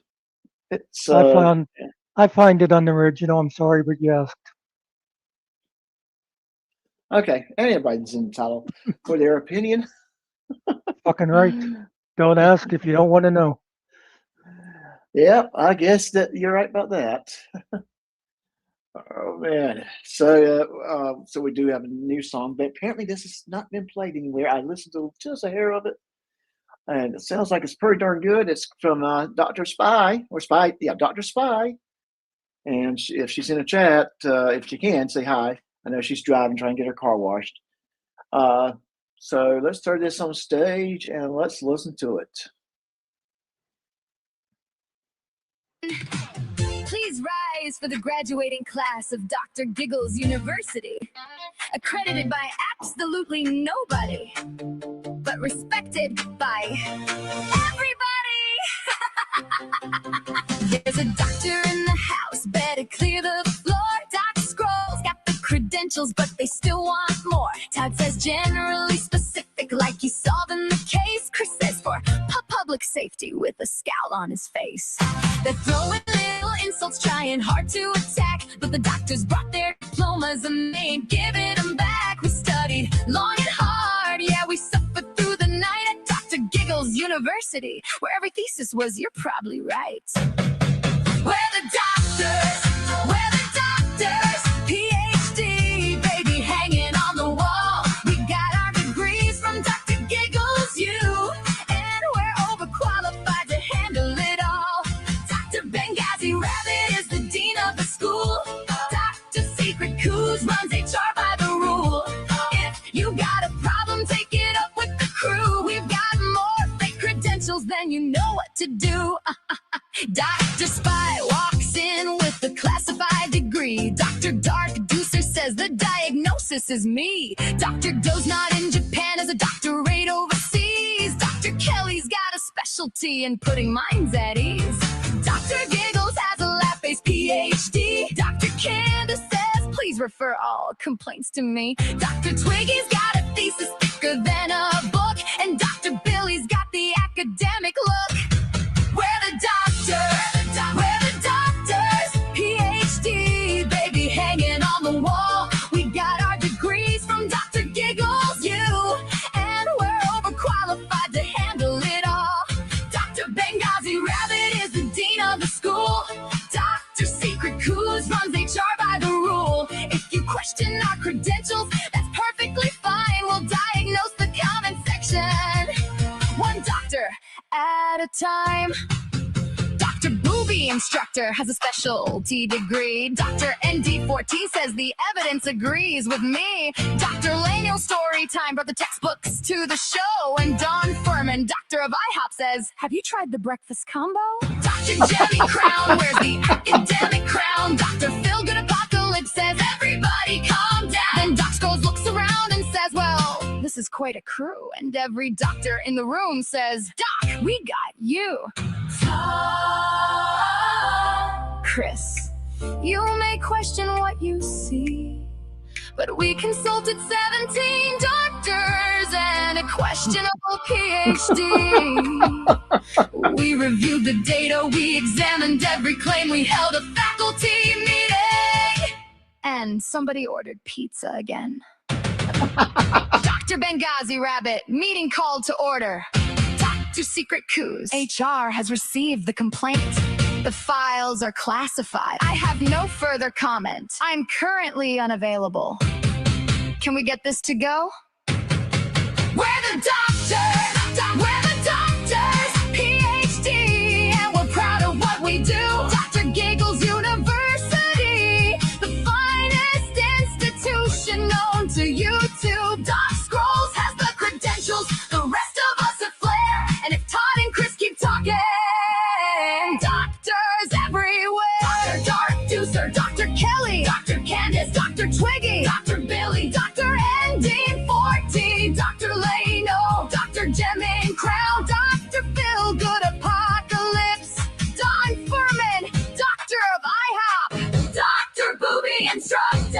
doctor of giggles and presiding over this prestigious zoo. Dr. Benghazi Rabbit. Dr. Giggles University, where the tuition is free, the accreditation is questionable, and the faculty is absolutely unhinged.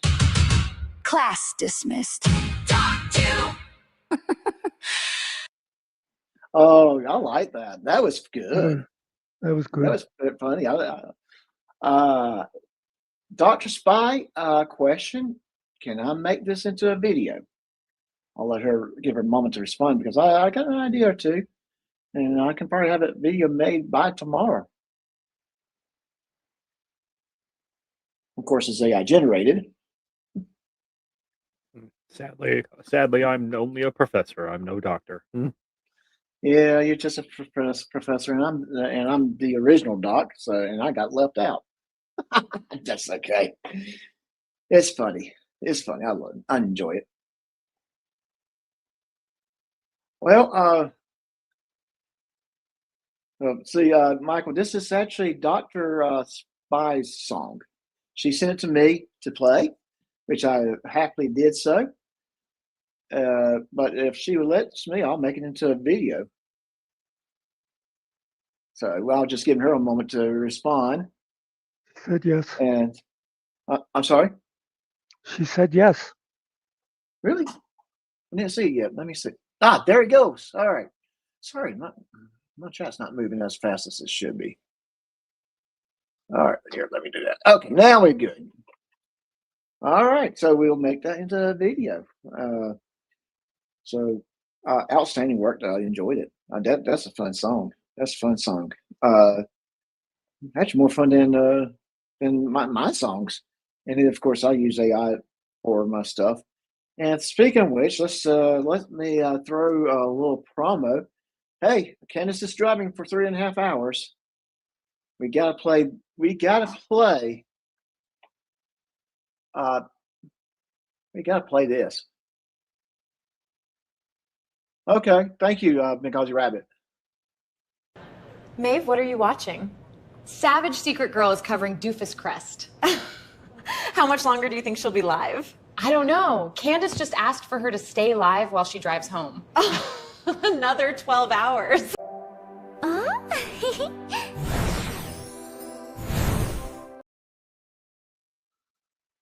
Okay, so I had to play that. By the way, if you make a video out of that song using your bar girls, I will help Dr. Spy sue you. I wasn't going to use my bar girls. My bar girls are for the bar. Unless Dr. Spy wants me to use the spy girls. I mean my bar girls. Or she might. Don't worry about it, Dr. Spy. There's a lot of people playing that game, and yes, it's easy to miss people. And no harm, no foul. That's the way I see it. Banner, I'm offended. Banner. Yeah, Swag's not here yet. Sorry, I was channeling my inner Swag. I don't know what. Yeah. But I wonder if she would be upset if we used this guy in the video. Yeah, listen, it's like totally about the vibes, you know? Shut up, Swag! Look he gives you, man. If the bartender yelled at me like that, I'd be like, oh, shit. Finish my drink and I am out of here. See ya. Yes. I will be interested to see what you do with that, though, because any ideas I got on videos as I was listening to it are way too much work.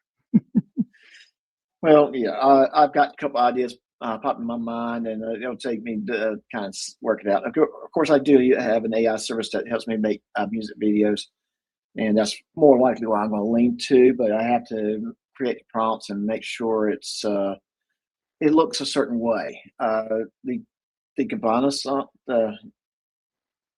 I created a Cabana song video, definitely way different from what Secret would do, but mine's more, the singer is actually at a beach resort with a cabana and the whole 9 yards, and it looks darn good in my mind. And of course, to kind of keep it kind of secret related, I made a hair perfect a purple. Maybe I need to go find that and play that, but it's kind of for secret. And if she wants to play it, I think she should. I think she should play it on her channel and not mine, unless she says, "Hey, go for it." All right, thank you, Retired Crop. I'm looking.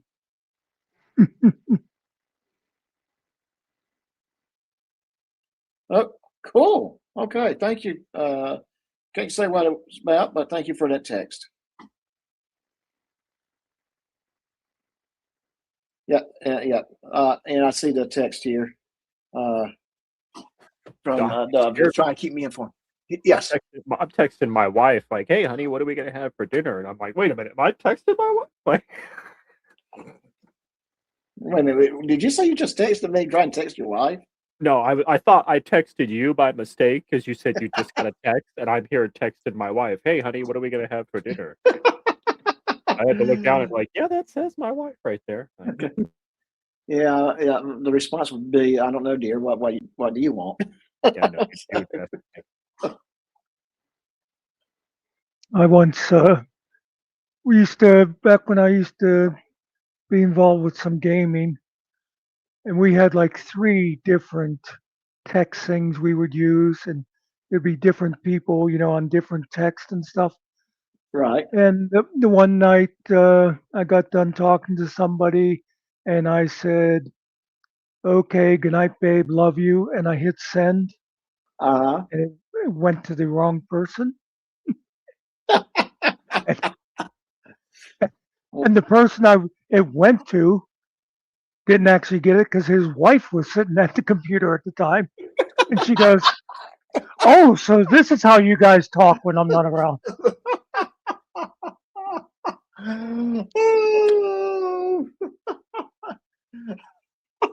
That is funny. That is funny, Dr. Spy. Yeah. And that's funny too. Oh my gosh. At least she knew it was not on purpose. Imagine if she thought it was some lady that was texting her husband. Oh my goodness. Starting a fight there, Maxer. We know how you are. What? Or if the text was accidentally to Todd and she thinks and Morning Mist thought the text came from Chris. Oh, you know that would be a fight. So I don't have any power. Could you please ban Dr. Booby Inspector? You mean the one that's got the because the Pineapple on the pizza? That one, yes. Get them the hell out of here. We don't need their kind around here. God damn it. Hey, Dove, let's time them out for 1 minute, please. Pineapple on pizza. I actually have a song about that somewhere I made a while back.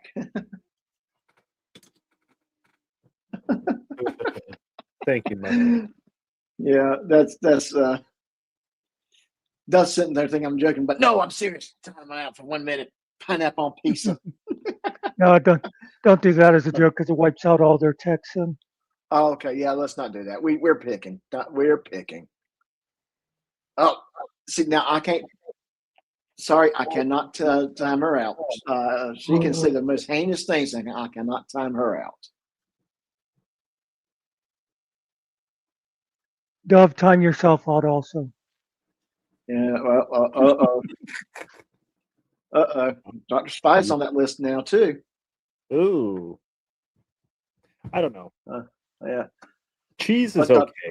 I mean, if you got cheese on your list, it's okay. But if you're like, I'll eat pineapple if they have it, then that's okay, I guess. But if you're deliberately ordering pineapple, then time out for you. I'm not a big fan of pineapple pieces, but I do love pineapple. Oh yeah, yeah. Otherwise, yeah. I love pineapple. Yeah. There's a little fruit snack I pick up from Walmart or Aldi. It's dried pineapple. Oh my God, that's like such a good snack to have. I used to get dehydrated pineapple from Big Lots when they were still in business. They had little packs of dehydrated pineapple pieces. It concentrates the sugar. Mm-hmm. Yeah. Oh gosh, I remember back in my military days, we would get the mixed fruit cocktail. in the MREs, and it was dried. Mhm. What they wanted us to do is pour water in it to rehydrate it, to eat it that way. Mhm. No one ate it that way. Everybody ate it dried, and just kind of. It was something about it was so good that way. We just ate it dry and drank a lot of water with it. Tell you a mistake I made many years ago was dried apples. I sat there eating a whole bunch of dried apples. Never really had them before. These are good. And then I drank a lot of water. Yeah. It filled you up. Oh, yeah. But all of a sudden, my stomach was just like, I had didn't that feel problem good at when I all. was younger. I used to eat ramen noodles, but I would just eat them raw and crush them Mhm. up and mix the seasoning in the packet and then just eat them. And then I would go drink a bunch of water or a bunch of milk or something like that, and sit there like, why does my stomach hurt? Speaking of ramen noodles, a little something I learned from Brooklyn Nine-Nine, a great TV series, if you ever watched it. But there was one episode where Adams, gosh, what's the guy's name? Andy Samberg. Yes, Andy Samberg. Samberg with an M. Yeah. Yeah. And yes, Griff, now that's a pizza. That is a pizza. Oh my goodness! Now I'm getting hungry for a pizza. I hadn't had dinner yet. I wasn't hungry, but now you guys are making me hungry. Let's see what the wife says. Anyway, you learned something from Brooklyn Nine-Nine. Yeah. So you make your ramen, but you save a little bit of the dry noodles and throw it on top of the ramen after you make it, and you have that little crunchiness to it. Yeah, it comes out pretty good. You're of the you and Muckster, you're of the generation a little bit before the new, Rizzy, no cap generation. You guys remember the cooking lady on TV, Kathy, that she had that ramen cookbook? It was like she did like the super red, the super pan. It was and then like the dump diet, the dump cakes, and her name was Kathy Mitchell. And she did all these infomercials about cooking videos and cooking things. And one of her cooking infomercials was the ramen cookbook, where she showed how to make everything from, hamburgers with ramen as buns to pizza with ramen as the actual crust. And it was just the craziest thing ever. That's interesting because one of the things I like to do with like ramen, just your traditional dried ramen,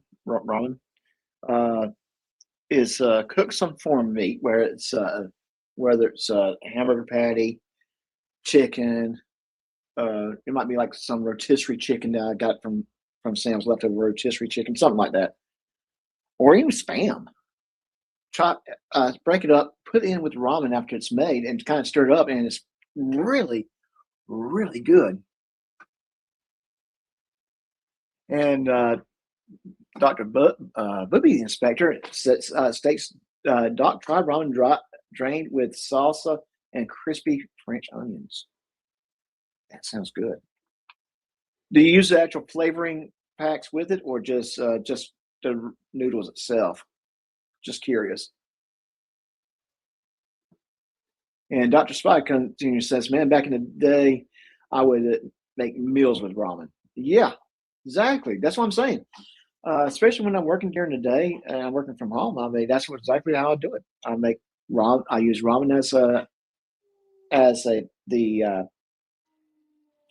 source, or as the backbone, and then throw some foreign protein, and it might be just an egg. And Dr. Twiggy, I've actually seen there's a few food trucks that people have pot up that are like they're like prison cooking, where they do like the wet burritos, where it's like crushed up chips and ramen and stuff put in hot water and then left to sit to cook. But yeah, nobody can do ramen better than a felon. I knew somebody online once. They said they were going to start a ramen food truck. And at the time, all I knew about ramen is you bought those little plastic bags. I thought that's what ramen was. I didn't realize, like, you could make like a real noodle, like fresh noodles and stuff. And I was like, people are going to pay you for that? I thought that was all ramen was. You opened up that little pack and threw it in boiling water. The only ramen that I had recently was that it's called a birria ramen. I'm saying it like a total white guy, but it's that really good, birria beef with the stock in it, and they put that in instant ramen and let it cook with that juice instead of regular water, and it's delicious. I could not finish it fast And Dr. Spy puts in, I kind of laugh at this a little bit. Put pickle juice in it and cheese and butter, no water. enough. I laugh at it because of the pickle part of it. If you know, you know. And that is because that infamous line that Tiffany said when they got arrested in Meade County. You're going to be in a pickle. Yeah, but that just sounds disgusting. Pickle juice, cheese, and butter. And, oh yes, Vietnamese pho is the best soup, bestest soup. Tales from the Grip, you're absolutely right. I love that. Go to a nice Vietnamese restaurant that has that soup. That is very good. There's this place that used to be near me. Unfortunately, COVID just forced them to close. But the name of it was, and I'll spell it, PHOKING.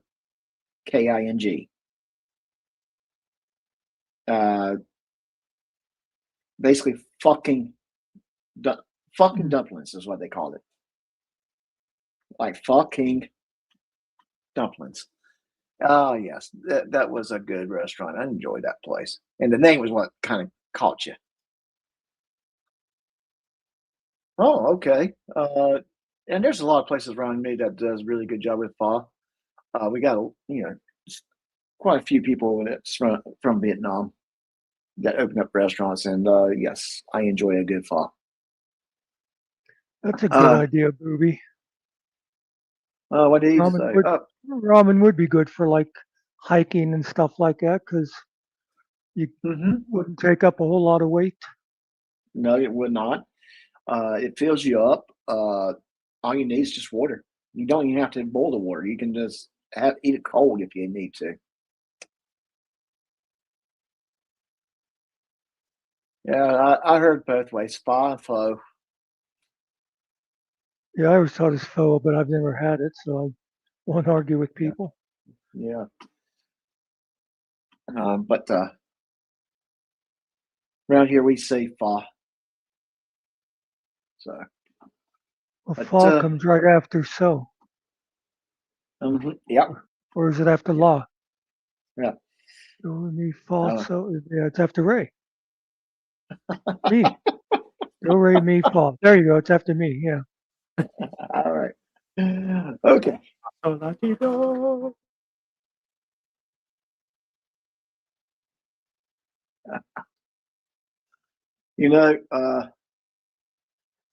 would not say no to a trip to Vancouver. That's for sure. Although it's Canada, I wouldn't say no to it. I'd have to have some poutine as well. Oh yes, but is poutine prominent in that part of Canada, or is it on the other side of Canada? I bet you there's at least one place in any part of Canada you could probably find some in some form or another. Even if you have to go to KFC and McDonald's, respectively. I will say this: I do love some poutine, and the name itself just kind of sounds dirty. So when someone never heard of it, and you say, "Yeah, I want some poutine," they'll be like, "What? What are you trying to say here?" Gonna get me some poutine tonight. Right. We can get some shore leave so I can get me some poutine. Oh man, frack poutine. Yeah, I said it. Big whoop. Once find about. Sure. No, we don't want to fight about it. But I do like poutine. So everyone knows I live in Florida. That's been very, very common knowledge. I joke around that law in Florida is that if you have family that never been to Florida before, you have to take them to Disney World. One year we went there, and I really wanted to go to the Canadian Steakhouse, but couldn't get a reservation. So we went in for mid-afternoon poutine snack, and that was really nice.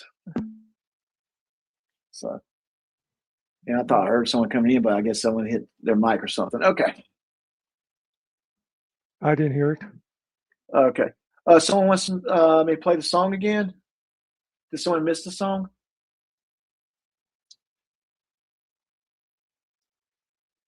She wants you to play it for giggles. Oh, giggles? Yeah, one. Yeah. Well, I'll play it for giggles. I didn't know if she was in or not, but hey, is Giggles in? If Giggles in, I'll play it. Giggles, she's there. give me a thumb up. If she is, we'll play it for Giggles. All right. Well, maybe it'd be better if I hit it here. I don't know. That's what she said. Ladies There you and go. gentlemen, please rise for the graduating class of Dr. Giggles University. Accredited by absolutely nobody, but respected by everybody. There's a doctor in the house, better clear the floor. Doc Scrolls got the credentials, but they still want more. Todd says generally specific, like he's solving the case. Chris says for public safety with a scowl on his face. They're throwing little insults, trying hard to attack, but the doctors brought their diplomas and they ain't giving them back. We studied long and hard, yeah, we suffered through the night at Dr. Giggles University, where every thesis was, you're probably right. We're the doctors, PhD, baby, hanging on the wall. We got our degrees from Dr. Giggles, and we're overqualified to handle it all. Dr. Benghazi Rabbit is the dean of the school. Dr. Secret Coos runs HR by the rule. If you got a problem, take it up with the crew. We've got more fake credentials than you know what to do.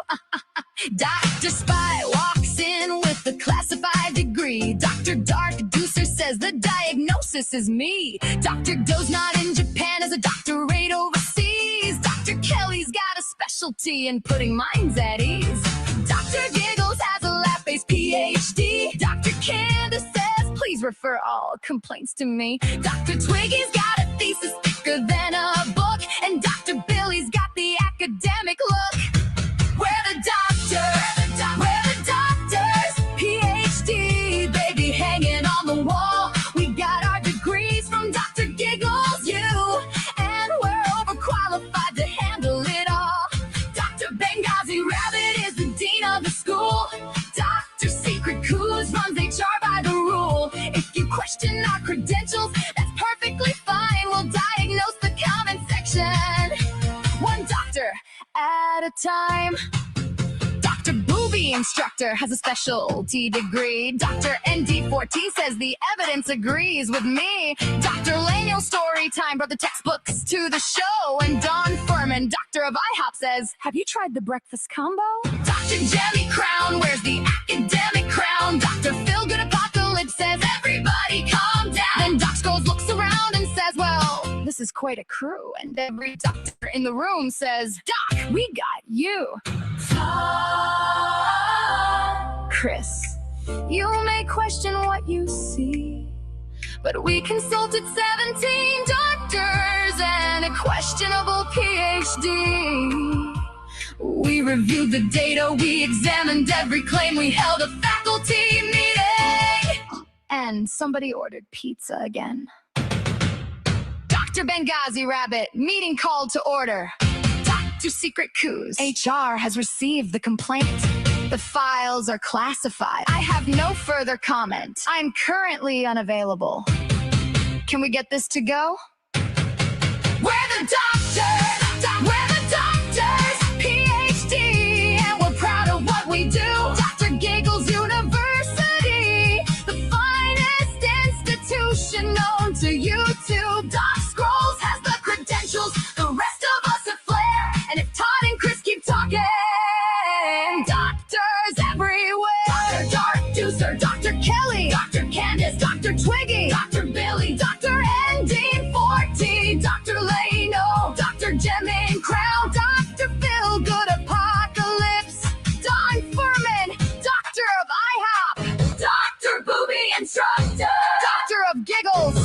presiding over this prestigious zoo. Dr. Benghazi Rabbit. Dr. Giggles University, where the tuition is free. The accreditation is questionable. And the faculty is absolutely unhinged. Class dismissed. Talk to. All right. All right, Swag. How you doing? I'm here to class up this panel. We already got a lot of class. You got Muckster up here. We got a doctor. We got a doctor. We got a I'm a professor. doctor. Allegedly.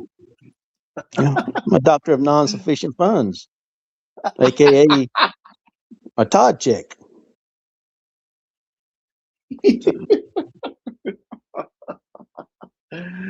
Oh my gosh.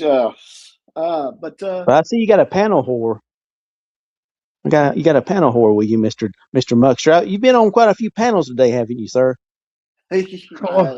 While that was playing, I was looking around YouTube and I saw a post from Tyrants Beware that his next live is going to be talking about Directy.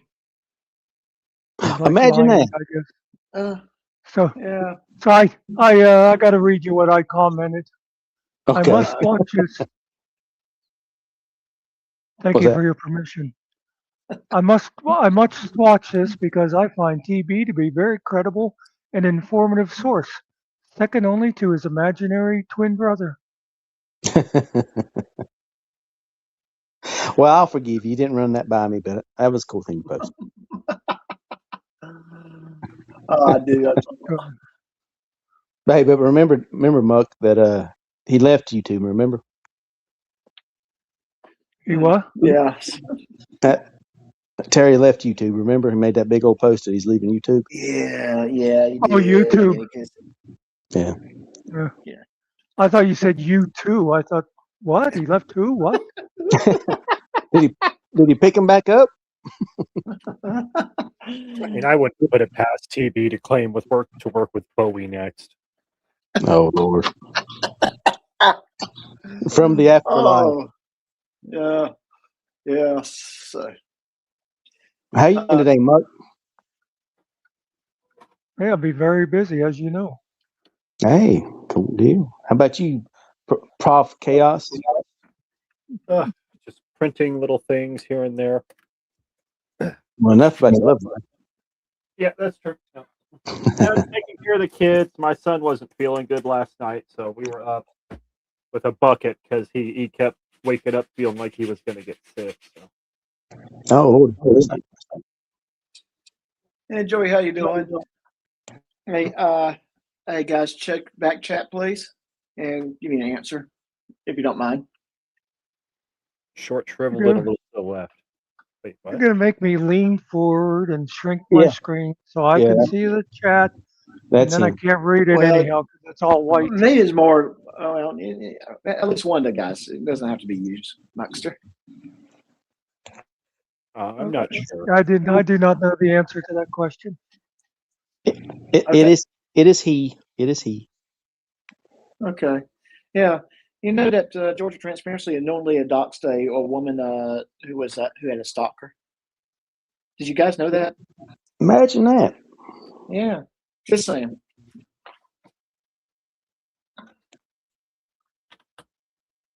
So yeah. All right. That being said, I think yes. What are we discussing right now? Well, we were discussing you, and you came in and ruined it. Oh wow! Well, let me drop down. Well, we were discussing the Patrick Darcy videos, and we played some music here. Found Dethlord allowed me to play some of this music. Cool. Yep. I'm sure that's up Muckster's alley, wasn't it? Well, the one I chose, I thought fit the storyline from the past several weeks, and so And it sounded like he kind of wrote it for Doofus Crest, just from my take of it. So it was really good. I liked it. That's cool. So let me play my promo real quick. No. And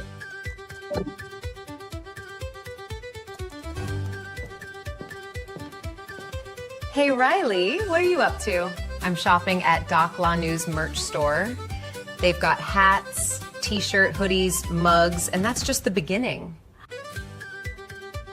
Oh, I need that shirt! Really? Absolutely! Swag never stays quiet long enough for me to tell everyone about the drink special. I can fix that. Now that was fast! You can find all the latest merchandise Doc Lanou's merch store. Just visit doclanoumerchprintfy.me. Come grab your favorite before Swag talks over me again. Beaky don't love me no more. Never did, Swag. Shut up, Swag! all right, there we go. You ought to teach your waitresses how to pronounce your name. Everybody knows it's Lanou. You're still trying to teach the It's still trying to teach the Lanone. AI. I still trying to teach the AI how to say my name properly. It's I like how Muxter is so positive right before that. Come on, no, that was awesome. And Dead Blow. I'm going to redo that advertisement down the road. It's just right now my focus on other things, but it was just a good way for me promoting my merchandise link without me doing it myself. By the way, can I thank you for something? Certainly. I wanted to. You got to keep people highlighted so it works better. Because as long as you leave that song up there and you got something highlighted, we don't have to look. We can pretend Swag's not there. Okay. Okay. Well, let me highlight someone new then. There you go. How's that better? Is that better? Yeah, there you go. Yeah, see, that works good. Yeah, that works real good. Yes. We'll keep that there for now. I love you, Muck. All right. Yeah, you guys know I love doing my AI music. You know that I have fun with it. I come up with some really off the wall stuff. I won't torment you guys tonight with the No Mel Gibson. No Mel Gibson. Yeah, I won't torment you guys with the song that has a singer that looks awfully lot like Mel Gibson. But I love that song. I love that concept. I mean, if I happened to see a certain name pop in the chat, or I found out that he was watching, I would definitely play it. But when I saw that video, I thought it was Swag. I look like Mel Gibson. Awesome, man. Thank you. Freedom. Well, only because you're always wearing a skirt. I don't wear anything below the waist, sir. So, FYI. TMI. You realize I still need to eat dinner, Swag. Thank you. Yeah. Sit. Come here, little dog. You sit in my lap.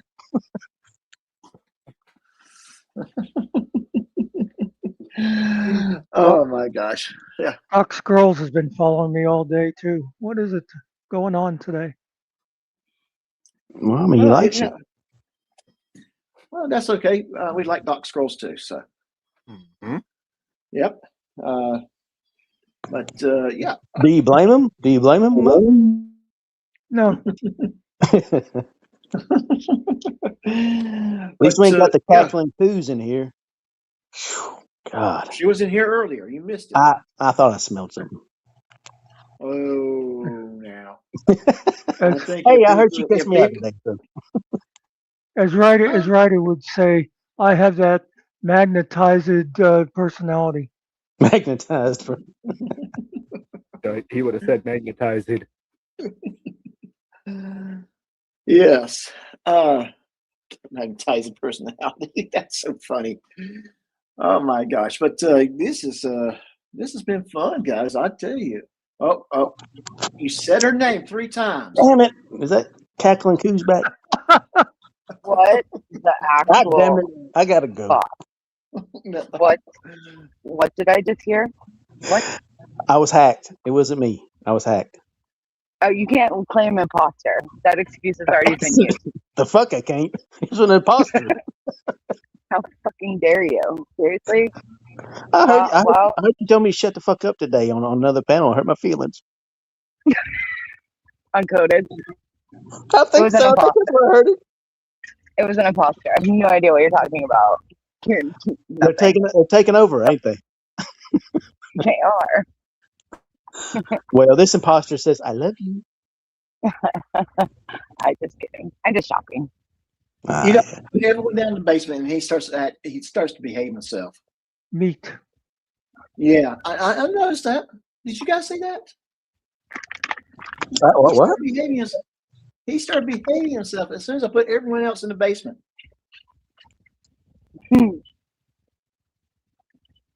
I just kept Swag and Sikaku's on the panel just so they can have their own. But no, he started behaving.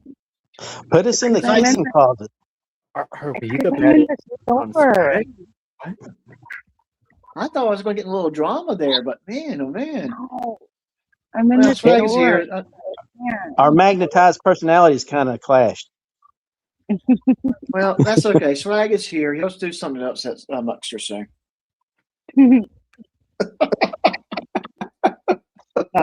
I'm picking.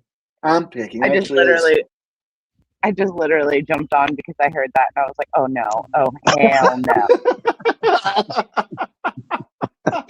Hey, I asked in chat, can someone please say who's going to go live next so me and Secret will know where to meet? I think I am. I'll probably be live in like an hour. Okay, I think Booth's gonna go live later on tonight. Uh-oh. I ain't 100% sure, but when I talked to him today, he said he might go live. Booth's a loser. Nobody cares. That's what I said. Do me a favor, Secret. Text me when you're about ready to go live, and I'll wrap things up on my end. Okay. Yeah. All right. That's what we'll do. Swag. That way we can. Yes, ma'am. We can. Shut the fuck up. Okay, bye. I can't wait. I can't wait to get kicked off your panel. Okay, so that's the game plan. When Secret's ready to go live, we'll start sending everyone over in that direction. So that yes, Wally, Candace is driving again, and that way I don't have to stay live for 5-6 more hours to keep Candace awake for driving. We can just pass that over to Secret, and she'll probably be still going until tomorrow morning when I wake up. Oh, she a truck driver? Well, she is heading to a wedding ceremony. So yes. So wow. Yeah, and so yeah. So again, and let me say this: I'm happy for the couple. I'm happy for them all kinds of reasons. Just saying. Is she gonna be the maid of Coos? She's officiating. Oh shit, that's right. Oh, I heard about that. That's gonna be cool. Yeah, that'll be. I don't know if it's gonna be cool or interesting. It'll be something. It'll be something. I wonder if she's gonna wear a mask. It'll be funny. Be like, we are gathered here today. Shut the fuck up, Swag. Oh, if she wasn't planning to say it before, she's going to say it now. Get Swag Tourette's. Shut the fuck up. I told her she should say, now with the power invested in me by the state of Arizona and Doofus Crest. Oh yeah, I love what Doc Scrolls says. I'm going to actually have Professor Chaos read this, so I won't be in trouble. She is made of coos. All right. We'll probably hear back from her in 3, 2, 1. Okay, maybe not. The coos of honor. Reverend Secret Coos. Oh goodness, I'm excited. I am excited for them. I am. All kinds of crazy stuff's happening. 4 score and 7. Hold on a second. I got wrong thing. We are gathered here today in Doofus Crest, Arizona. I'm just curious about something, because there's some people that's in Arizona. If I was to go, well, there's no if. There is a game plan. Plan to do something similar in Arizona that I'm doing this coming weekend in Kentucky. If I do it with the local folks in the Arizona area, would you guys want to show up for that? Professor Chaos, I know you're in Arizona. What's your feel about that? Depending on if I can get away from the family for a little bit, then I would show up for a little while and say hello. But long term, I would not say that family's not invited.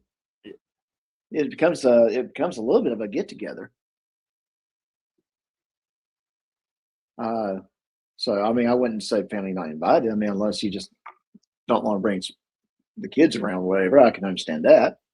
No, mostly it's a little dog. If you can get along with the dog, then maybe. But that's about it.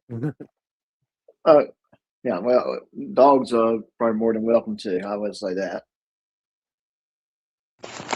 With the extraction team with all the laser guided stuff, come in and mess up the party. What kind of stuff? The laser guided shit, whatever Chris is talking about. I had all the laser guided stuff.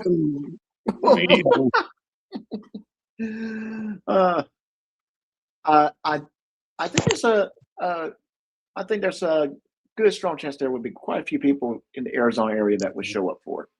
I want a confirmation. That's all. If people would be interested in doing something like that, because I'd love that concept, being on the road and doing live events. It'd be a small crowd, but hey, a small crowd's a fun crowd, right? Yeah, it should be cool either way, man. Yeah, it should be. Well, Exactly. I can tell you this: if you come to Pennsylvania, I will gladly watch from home. Well, consider me there. Well, yeah, because we're going to do it in your backyard, Muckster. Remember, we had that conversation? Yeah, we had that conversation. We're going to do the live event from your backyard.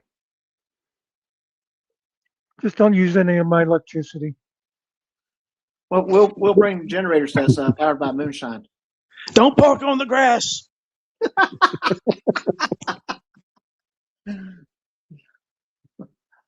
No, really, seriously though, people might think I'm joking, but I would love to do that event in Tombstone. That's close to where I grew up. That's a little further away from me now, but it's a fun area to do it in Tombstone. Yeah, if we were able to do that event at Tombstone, that would be fun. If not, I may be aware of a ranch that might let us do the event if we can maintain good internet service. Yeah, Tombstone would be fun. It would be actually a fun place to do it. And to my understanding, there's tons of other places I can choose from too. Do some reenactments. Yeah. Yeah, we could probably do the shootout at the OK Corral. Every reenactment. Well, I'm sure there's probably some reenactments there that we could record and actually play with permissions, of course. But yeah, but we're probably looking, if we're doing this, we're probably looking at maybe sometime next year in the fall weather timeline, because it's definitely too hot this time of year over there. And I don't like snakes. Just saying. Ah, cool. Cool. What's your feeling on scorpions? Don't like them either. What you feeling with spiders? I can't stand spiders. Well, it depends how big it is it? It don't matter. Fire. They all burn. If it's one of them big ones, nope. I don't Nope. care. Nope. I can't stand spiders. Yeah, I cannot see how a person can have a pet tarantula. That's one of those things that I just then again, I'm not a snake guy, so I can't see how people can have pet snakes. The spiders I see outside the most are the ones with the little black bodies with the red spots on the belly and the long legs. Yeah, Even I them. don't play with those. No. But they are actually good to have on the outside of your house. Right. Because they stop all the other pets from getting in. Right. As long as they stay there. As long as they stay outside. Yeah. Now, when they come inside, you just messed up your truce. Yep. I was down in my cabin a couple years ago, and about this time of year, maybe when it started getting a little colder, and I was building a fireplace, and I'm bent over, right, and I'm stoking it and stuff like that, and all of a sudden, it's like this spider the size of my fucking hand just come down in front of my face. And I sounded like three women screaming, and I was stomping my foot like a woman, like seeing a mouse. And I almost didn't spill the night in the cabin, but I finally killed that son of a bitch. Oh, that's funny. It was, one of my proudest moments, but I figured I'd share that with y'all.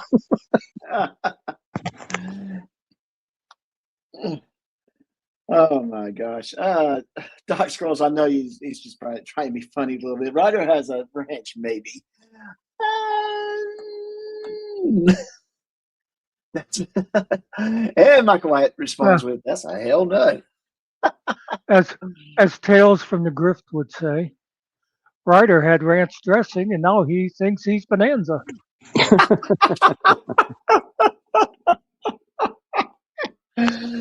Oh my gosh. Well, I still can't get over. Have we even seen any cooking videos from Germany specific? Oh yeah, they were saying earlier he made some really disgusting spaghetti sauce from cherry tomatoes, and I forget what all they were. Coded was going on and on about how he froze the tomatoes and he did this, and it did sound bad. He Was did that this where the you other burnt the day. pan? Was that the sauce where you burnt the pan? Yeah, they did say the pan looked all burnt up and stuff. Yeah. Oh man. Nothing like scorched spaghetti sauce. Well, Wally, you do make a point there. Brown recluse is even worse than definitely worse than a tarantula. It's just that I just don't like the size of a tarantula. Yeah, it's just creepy. Yeah. But the smaller the spider, the worse the spider is. Like black widows and stuff like that, and brown recluses. Yeah. They sneak up on you. Yeah, they do. They're sneaky little son of guns. That's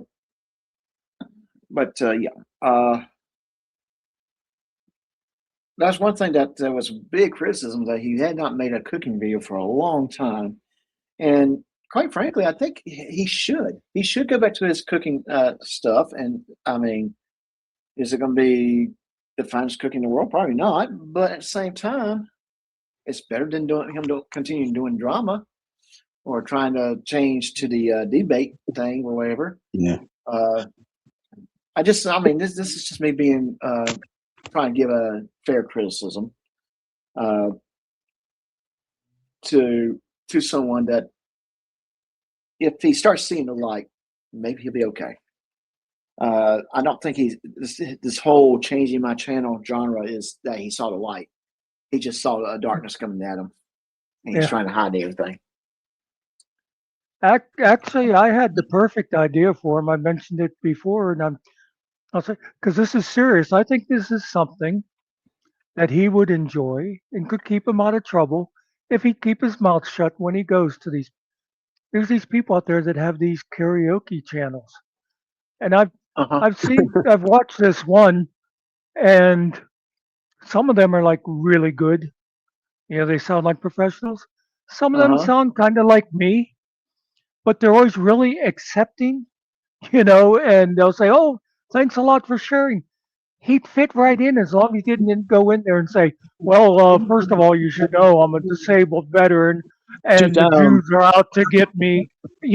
Just stick with the fucking music, and he'd have a good Yeah. time, and he'd stay out of trouble. And Yeah, you're right about that. If he gets positive reinforcement, he's really calm. But Yeah, mhm. as soon as he gets something negative, what the fuck you talking about? Huh? You coming after my family? So these karaoke channels, are they like filming other people singing and yeah. put it They on their channel? no, Oh, they okay. they the people all sing live on the channel. Oh, okay. And he loves to sing. Yeah, he thinks he's good. Like Yeah. like I said, because I've seen some of them where they can't find the key, at all. And when they're done, everybody's like, "Yay, thanks a lot, good job." Yeah. Hey, you know what? If a person gets out there and tries, that's a whole lot better than I would. I would be too damn scared to do it. Yeah. Well, that is That's because it. that is the idea of karaoke is just to go and have fun. Like I said, Yeah, I mean, exactly. Todd, if you ever hear this, I'm totally serious. I think it'd be great for you. Yeah, I mean, and Todd, if you do decide to do that, have one beer and keep it at that. Seriously. I mean, it sounds like you're a mean drunk. That ain't gonna happen. Yeah, well, yeah, that's that's where if he drank too much during these things, oh, I can see him getting thrown out. Yeah. Did you see? I saw the clip on somebody's a week or so ago where he said, "I've only been drunk like maybe 4 times in the last 30 15 years. years." It's like, are you fucking kidding us? You've been drunk 4 times in the last week. Yeah. Yeah, I mean, I'm gonna tell He you. actually said 30 years. I'm like, give me a fucking break, Todd. Yeah, uh, and I would go a step further. I mean, well, I guess one of those times was at the campfire there, Todd, because you can't even remember what happened. Yeah. Yeah, campfire, the lampshade, that's just two in the last, what, year? Yeah. Yeah. It's funny how the campfire started off with, I'm too drunk to know what happened to, I I remember remember. every single thing. Yeah. Yeah. And I'm not lying because my story hasn't changed. Yeah. Well, that's what a liar does, Todd. Oh my He was doing gosh. better when he said you couldn't remember everything. That's more plausible than my story hasn't changed. Oh my gosh. And like I said, every time I've heard that story, the one thing that started popping in my mind was Doc should, not Doc, damn, Shane, not me, not talking about me. Todd should be thanking Rabbit because if he had actually gone into this camper and got that pew pew, Mm-hmm.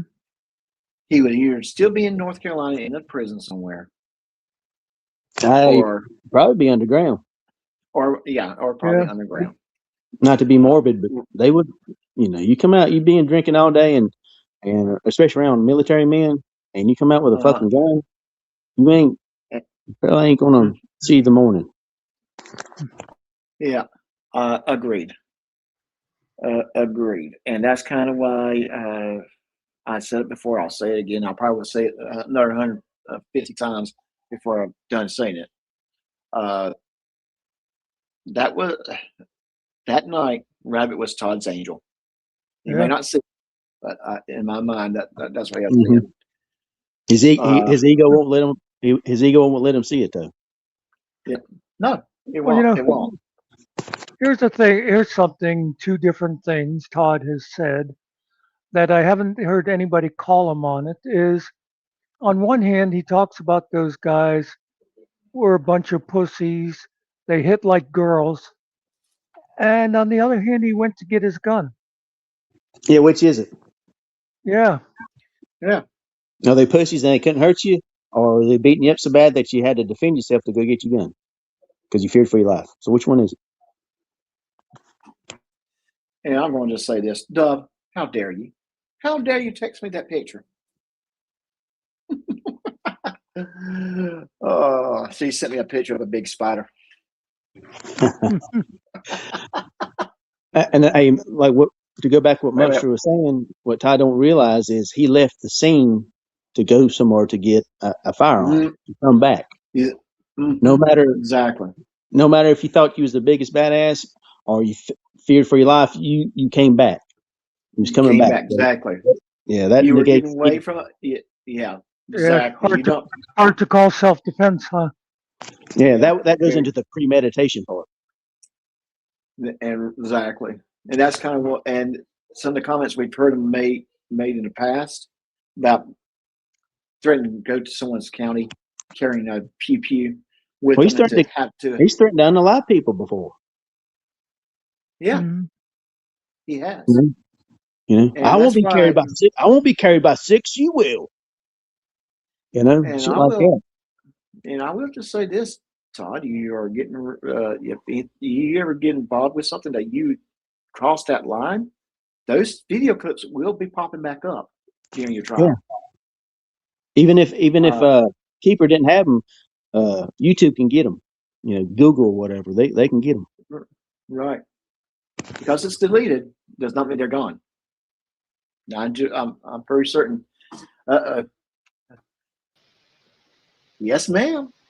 And now that I'm not in the car anymore, Oh no. I mean, now that I'm not in the store anymore, the fuck, Swag?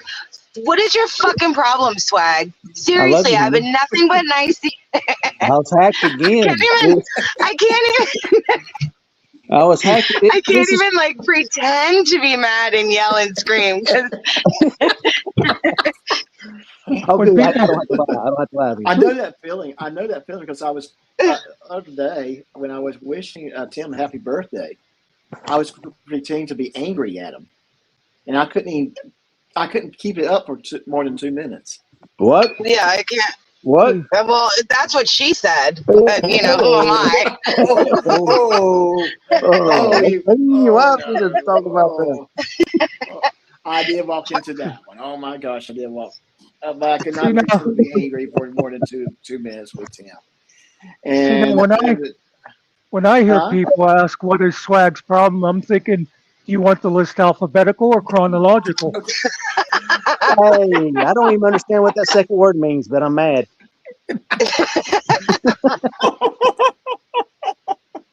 It's kind of like when GS is like, what did I lie about? And it's more easily, you know, what didn't you lie about? It's the same thing with Swag.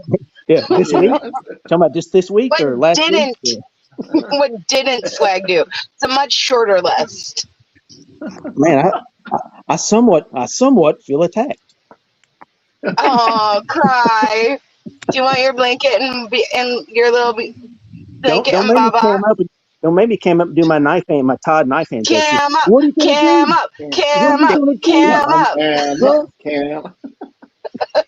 I'll Todd knife hand you so bad. Ooh, you yell at that icon. You yell at it. You don't even look like that. You don't even look like that. You don't even know. You don't even know. Yeah, Cindy, Sharon, Sarah, what the hell your name is?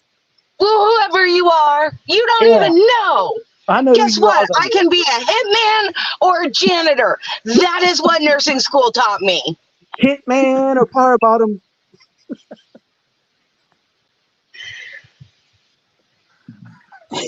Oh, thank you guys. I did. Okay. Apparently I pulled them long enough. Tim literally asked me, what the F did I do? So you pulled it off, Doc. Hey, you need to rephrase that one too. I didn't know that was a service. I did not say that. That was what Dove said. Okay. You gotta say that. It's like the phrase, I helped my uncle jack off a horse. You gotta have a comment on that. Better put a comment on that.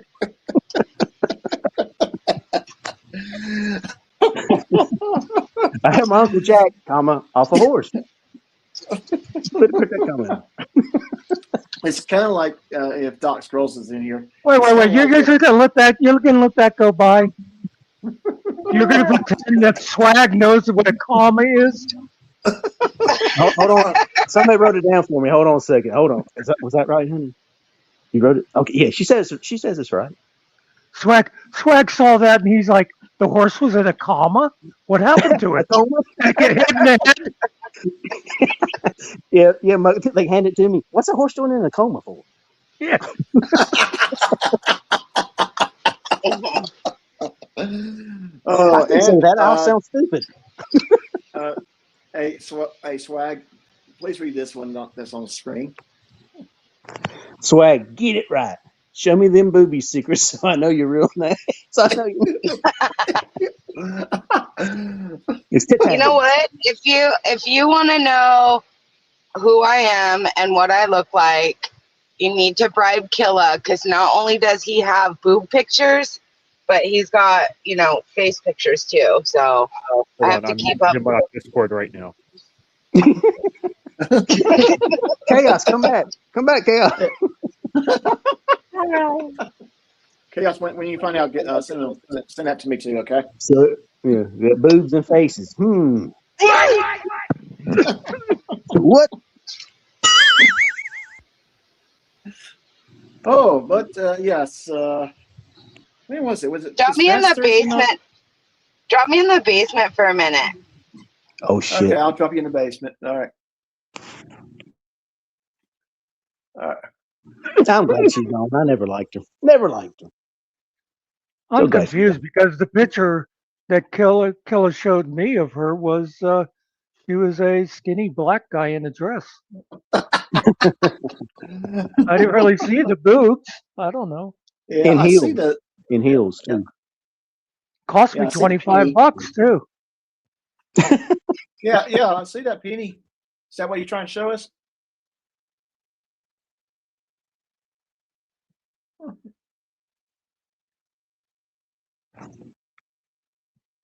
Okay. Do you want me to show? Okay. Let me. I guess. Oh, she wants me to put it back on stage. What kind of a fucking penny is this? That's called a wheat penny. They made them up until, well, no, I'm messing up. Was it up until 63? That's when they started putting the copper and dimes. Make sure all name tags are out of the picture. But yeah, that's the pennies that were around for many years. Was it 58? Okay. Yeah, from 1909 to 58, featuring a profile of Lincoln on one front and 2 stalks of wheat on the back. Yeah. Most wheat pennies circulated are worth 2 to 5 cents. Just because they're so old and they're pretty rare nowadays. How's that based on rate of inflation? There you go. You got a whole nickel right there. Woo! Nickel. Unless you flip it over and it says 1943 on the other side, then I'll give you $1 for it. It is 1943.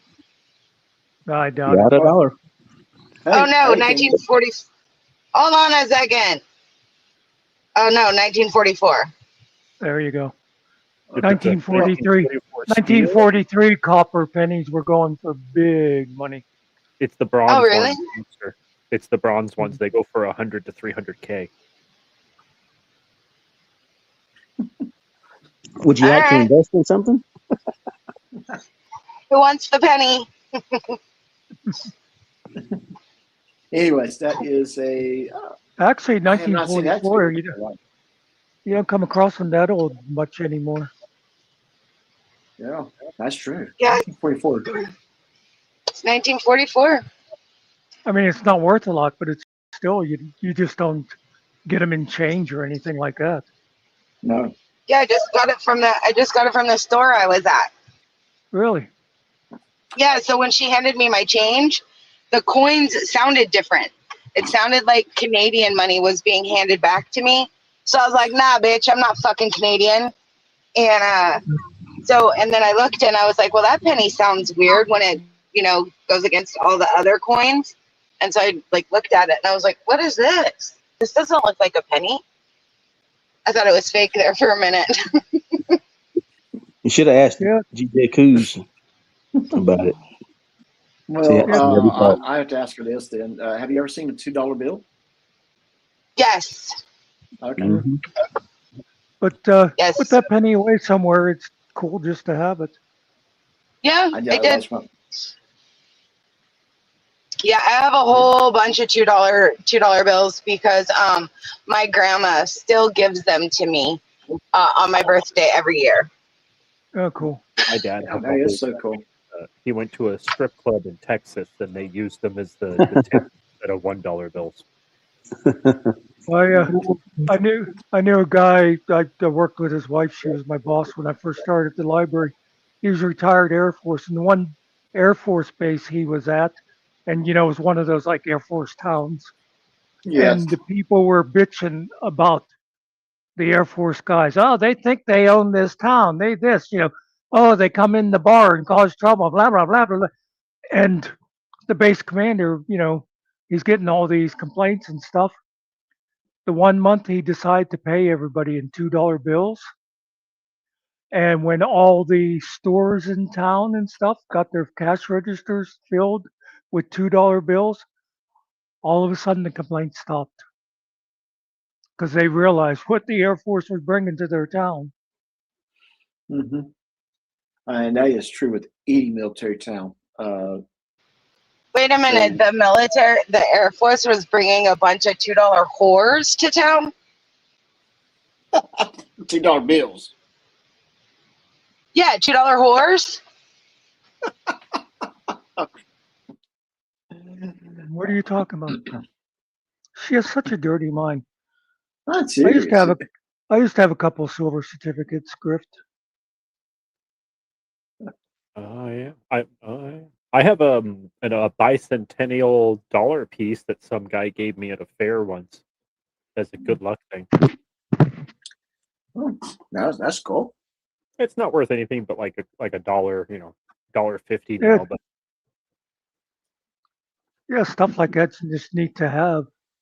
I have a few pesos still because I'm in that area of Arizona where you see a lot of pesos. I got a couple yen. I got a couple euros from when I went to Amsterdam about 20 years ago. I saved a couple €1 coins because they're beautiful. They got this like artwork on them, and on each one of them is different. It looks like two coins inside of each other. It looks really cool. But yeah, I used to collect like world coins. I thought they were really neat. Yeah, I did too. I used to get them like at flea markets and stuff.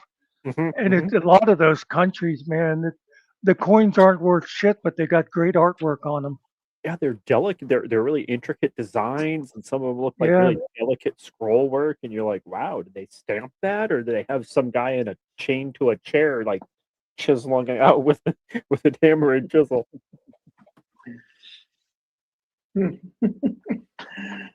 Oh gosh. Well, I was going to say that, but yes, I've seen a lot of towns get destroyed because their military installations closed, and that was really the only industry that was in that town. I've also seen towns actually prosper because the military base closed, but they were able to properly use that land. A good example would be Myrtle Beach. Myrtle Beach, always been a vacation area, but it also had an Air Force base there. When the Myrtle Beach Air Force Base closed back in early 90s, they took the airstrip, made it into a jet port. So that was bringing in more tourists. They have taken the land now, and they've developed the land as more of a tourist area. So it actually has assisted with the Myrtle Beach tourism, which is the real big industry for Myrtle Beach. The thing is, though, Myrtle Beach was not an Air Force town. No, it was already a tourist place. It's not like those places, where you have like a college town or an army town or whatever, where that's like the main industry of that town. And by the way, Grift has a 10K Iraqi dinar note. That would be cool to have with Saddam Hussein on it. It's obviously worthless, but that'd be neat to keep. I don't know what money looks like. I'm poor. I don't. I'm poor. So I don't know. Send me money. Super chat me, guys. Oh wow. Yeah, it's amazing how some people are. I'm just gonna say it that way. Oh, in Australia. I forgot he's in Australia. Yeah, that is. Yeah, he's down under. Yeah, that took me a minute. I'm like, what are you talking about? Oh, yeah. The AUSD. Hmm? Mackey's. Mackey's is popular in Australia. I hate that they tore down that Hard Rock Pyramid Cafe down at Myrtle Beach. Remember they had that, Doc? Yes, I do. I remember when it first opened. That was cool as hell. I'm surprised they tore it down. Well, a lot of things have changed. Oh, there, wait. probably at the beach. It might be Macca's. No, Mackey's. Macca's. I don't know. Can't remember. I was just saying. I was just saying that I remember when it was first opened. But yes, a lot of things have changed at Broadway at the beach. I hadn't been to Myrtle Beach. Oh gosh, probably about 10 years now. Well, a lot of people don't go because you don't get shot. That place is horrible. Everybody goes to North Myrtle now. Oh, really? Oh So yeah, Myrtle that's Beach. changed a lot. Yeah, Myrtle Beach is ghetto. You know, it's horrible. Yeah, I just remember there was 2 weekends you just did not go there. One of them being Memorial Day weekend. Just the traffic was just horrible. But then also the weekend before that, you should not make your way over there because the traffic was horrible. Well, they got 2 bike weeks down there. They got quote unquote normal bike week, and they got black bike week. We need to send Todd to the black bike week and see how he gets along down there. Oh, you're talking about you're talking about the Memorial Day bike week, and they want to they want to make another bike week during Labor Day weekend at one point, and I think that kind of got stopped because a lot of people said no, that would prevent at least coming the last weekend of the summer, basically. I got a few friends that live down there, and they move out during the bike week, both bike weeks. They go on their vacation when the bike weeks come in. Yes, and I can't blame them. Bike weeks can be very, very rough weekends for people in Myrtle Beach. And yes, both of them are and they're back to back. That's why it makes it even worse. They're back to back. And especially those days where it's switching over and you still got the quote unquote regular bike week with the black bike week people coming in, and you get that one day that everybody's kind of shifting out coming in. It gets a little rough. It gets a little rough when that happens. Well, you got to remember the one that you're referring to as the regular bike week. That's the Harley Davidson bike week. Yeah, I don't know what you call it. It ain't white bike week because everybody goes to it, but I know they do have that one, an actual black bike week, which is kind of stupid, but And one with the Harley Davidson bike week, you'll get all kinds of those folks. A lot of them are attorneys, doctors who happen to own a Harley Davidson. People with that's a little bit more educated, and then you also have the MCs that might show up. Oh yeah. Yeah, so you can see where it's going to be an interesting weekend. Why'd you kick Secret out? Why'd you kick Secret out? I didn't. She left. You big meanie. She left. Hey, this will blow Dove's mind. I got a bunch of people, friends in MC clubs, and they go down there. And unlike Chris's, fake MC club that he used to be in, so they give me the horror stories too. Mm-hmm. And the second weekend that you were talking about, that is actually known as the Memorial Day bike week. So basically, so that's the official names. And it's a crazy time of the year to be down there. I worked back in, was it 97? Yeah, 97. I worked as a on an ambulance crew in Myrtle Beach for a private service that did transfers from hospital to hospital. And this 1 year, it was just it was just very difficult to move around on the weekend to do anything. We kind of basically stayed at base as much as possible, so we would not get caught up with it. If we had a call, we had a call, but other than that, no, we didn't go out. So that was just that, but that's been many years ago, and it's seen change more since then. Since 97, they instituted like a particular traffic pattern where basically everything's one way.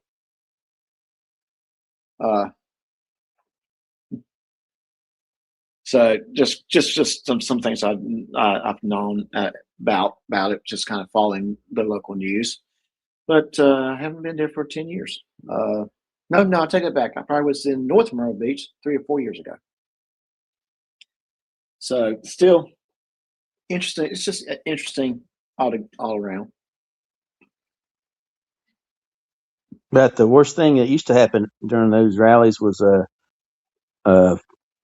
Harley people would get into fights and arguments with the crotch rocket people. That was about the worst of it. Now it's like fucking shootings and stabbings and all this kind of crap with anybody.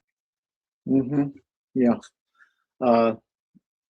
And I'm afraid that at some point, Myrtle Beach may be pushing for those things to end because it's taken away from the family aspect of the vacation. Hold on a second. Now, my favorite sandwich is the MC Club. The MC Club. The yeah. Club? What are you talking about? That's my favorite sandwich. The Met 716, damn it. Yeah. The Met Club. Okay. Why is the Met Club? I guess it'll be a turkey. Has McDonald's ever tried that? That would be a pretty good marketing thing to do. McClub. It would work. I would think it would work. I mean, they already got the bacon. Turkey, they don't even have to cook it. Yeah, nothing better than a little raw bacon on your sandwich. It's just chewy. It ain't raw. It's just chewy. No, they cook their bacon, though. I mean, you know what I mean. No, but they could actually. This is what they could do. The Met Club. Use the Big Mac bun, right? Put usually comes with mayonnaise, but I say put the secret sauce on it, the Big Mac sauce on the bottom bun. Then your turkey, bacon, then the secret sauce bun, the middle bun, secret sauce, turkey, bacon, then lettuce, tomato, and secret sauce. I bet you that would be good. McDonald's, we came up with a new sandwich for you, the McClub. Or you could just go to a diner. Don't ruin his dream. I'm trying to sell it to. I'm trying to make some money off of McDonald's. Make it look like a Big Mac. Have the bread, like the club does have the bread in the middle. Exactly, because that's what I mean. That's the thing about the club. It does have the bread in the middle. So toast. So you do the same thing with the Big Mac bun. So that would work. Look, there's $1 million idea right there, guys. Who wants to run with $1 million? Yeah. Hey, I ought to call my local McDonald's and say, hey, I got an idea for your sandwich. Let me call Russell's plethora of lawyers real quick. Get how you got on this. Yeah, we want the McClub. You know what? We should do that. Ooh, you gave me an idea. Oh shit! And oh yeah, started a writing campaign to start the to get the McClub on the McDonald's menu. Somebody had to think of that and got shot down because that's too easy. Is it? Or is it? Or is it? Or is it? Yeah. And use the Big Mac bun and the secret sauce. That way it make it a McDonald's sandwich. Nobody wants to eat Rocky Mountain oysters. Nobody wants to eat Rocky Mountain oysters. Well, maybe Todd. Yeah, well, you might want to gargle them, but you don't want to eat Rocky Mountain oysters. Which, if anybody don't know, that's like cow balls. I was getting ready to Bull say, ball, you know what I'm saying? They're balls of a bovine. oh, that is interesting, Sniper Dog. I was actually in the Panama City area last week. Was it last week? Whatever, or was it week before that? There was one week, whatever live stream, I decided to do it on Sunday instead of Saturday because I was going to be out. That's where we went to. It's Panama City. And Boot says cowbells are G's favorite. After fishing, me and Boot gonna go fishing.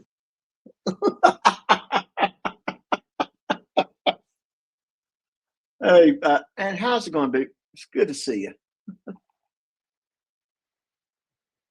Well, yeah, I understand it. They have to be breaded and deep fried.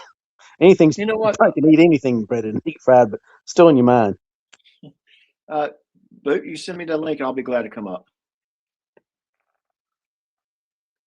I'll be glad to come What? up. No, As long as fucking whore, Boot whore. It's supposed to be me and you. Hey, yeah, be glad to. You know, I would love Well, to sit on this panel. I guess I'll get back with Muckster. I missed you, Muckster. I'm glad we're back together. Are you trying to say you want to be on the Muckster's panel real soon? Oh yeah, I'm back with Muckster. Fuck y'all. I've never liked you or Boot. Me and Muckster are tight now. Muckster, you gonna have swag on your panel? I have a mouthful of peanuts. Oh wait a minute, you got a mouthful of nuts? Yep.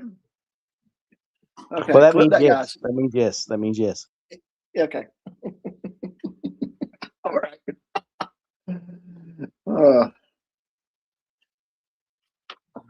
Change the channel to Swag Muck or Muck Swag. No, not Muck Muck swag. Swag. You know that? No, not Muck Swag. It's too Yeah, I short. like Muck that Swag. channel idea. A Muck Swag. The joint Muck venture Swag. of Muckster and G Swag. Muck Swag. Damn you too, Keeper. Man, all y'all mean to me tonight. That was The thing mean to you. Thing is, I already have Killing Time, and he has an authentic Southern accent. Yeah. Well, we can tweak it, Muck. We can tweak it. We can, bounce some ideas around. Yeah. And let me check my phone, make sure I'm not getting any text messages. So we'll be going live in about an hour. And it sounds like Secret's going to go live soon too. Good Lord, I'm going to have to play. I got places to choose to take people to. Oh, don't go to Boot. Don't go to Boot. Well, I don't know. If Boot invites me to be on his panel, I'll be there. Well, he likes to play tough online, but I'm the boss bitch behind the scenes. So he does what I say. Hey, Boot, is there a message you want us give Swag there? Don't do it, Boot. Don't do what? Don't you do it, Boot. Don't do what? He knows. He knows what? Yeah, listen, it's like totally about the vibes, you know? Shut up, Swag! Man, you gotta quit upsetting Hunter, man. You really do. Okay. All right. It's me. All right. Hey, MBK, he knows you're picking with him. He knows we're all picking with him. I'm straw boss. What you talking about, Michael? I'm straw boss. Shaking the tree, boss. Yeah. Hey, I'm glad you got that, Muck. Oh yeah, I love that movie. How many eggs can you eat? So just kind of let you guys know, we got a mockumentary group following the staff here at the restaurant at the Doc's Pub, and there's one clip that they shared with me already, and let me just kind of pull that up, so bear with me, because I wasn't going to do this, but what the heck? This is a little sneak peek, because just because. Let's put this one right here. That's right. Throw it buddy. on the stage. Everyone keeps mentioning someone named Swag. What's that about? Swag? Nobody really knows anymore. It's been going on so long that's basically part of working here. Shut up, Swag! Anyway, like I was saying, nobody really remembers when it started. I think there was a live stream trivia night, and maybe somebody said something about. Yeah, unfortunately, he just keeps on talking and talking and talking for a long time. In fact, they sent me a second clip of that. I won't. Yeah. But, he was telling the story of Swag and where it came from. Well, maybe my therapist is right. What is your therapist saying? Maybe all my therapy counsel is right. Maybe it is me. Maybe it's me. Hey, Swag, what do you get when you put a space between THE and the rest of that word? I don't know. What do you get? I don't know. What do you get?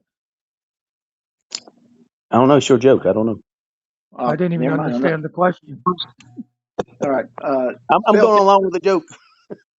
Spell therapist, Muxter. Oh. You doing the Sean Connery? Your mother. Yeah. The rapist. There you go. That's Celebrity Jeopardy. Yeah. Oh, no, I was wondering where you were going with that, but now I remember that the SNL. Yeah, your mother, Trebek.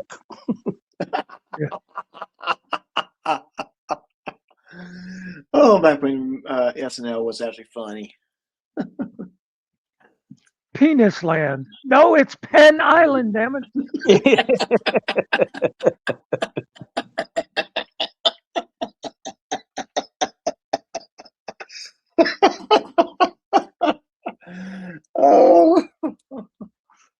Oh no, Muxter's gonna make me sick here. I'm gonna laugh so hard I'm gonna pass out. Actually, the best SNL Jeopardy ever, though, was Black Jeopardy with Tom Hanks. Yeah. To answer your question, Wally, that was actually Boot that started that, and everyone just kind of ran with it with their own flavor. Well, that's how I started. I was going to ask you, what did you end up naming that bartender? Candace named a bartender, and she named him Hunter. Printer? Hunter. I still don't know what you. Oh, Hunter. Quinter? Hunter. Hunter. Oh, Hunter. Okay. Yeah. Well, I mean, he's Mr. Hunt, actually. His first name's Mike. So. Because I just wanted to be able to. I just wanted to be able to say this in defense of my old friend Swag. Shut up, Hunter. There.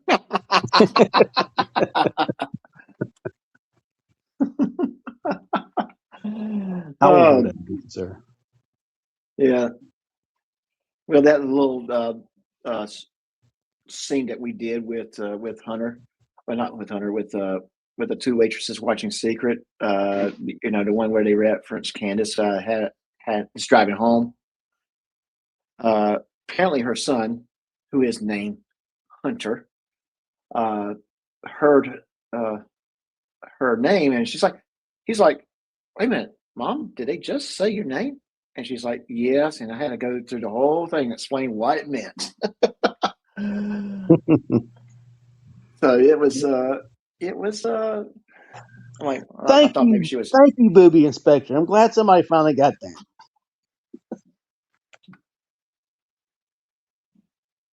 Okay. All right. Michael Hunt here. Mike Hunt. Anybody? Mike Hunt. You hear it? I hear it. Those are the good old days when you could call in. Oh my God! You didn't know what he was saying? I didn't know. I thought. Yeah, Mike Hunt. Jeez, these damn kids. These damn kids that grew grew up with caller ID and stuff. You don't know all these great phone things you used to Oh, be able classic. to call. Yeah. Right? I know another Mike. Mine's he has a different last name though. Litterus. Yeah. What Or- you do, man?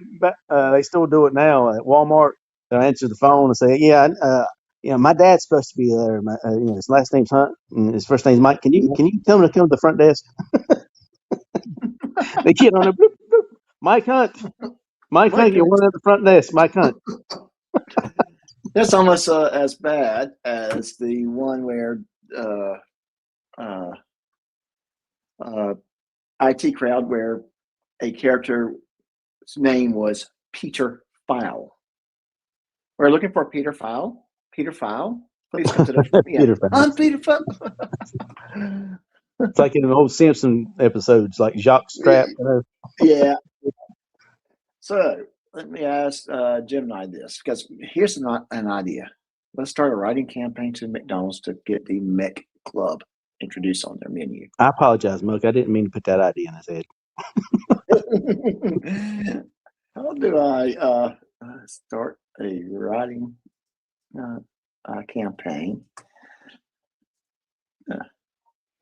for a sandwich at McDonald's?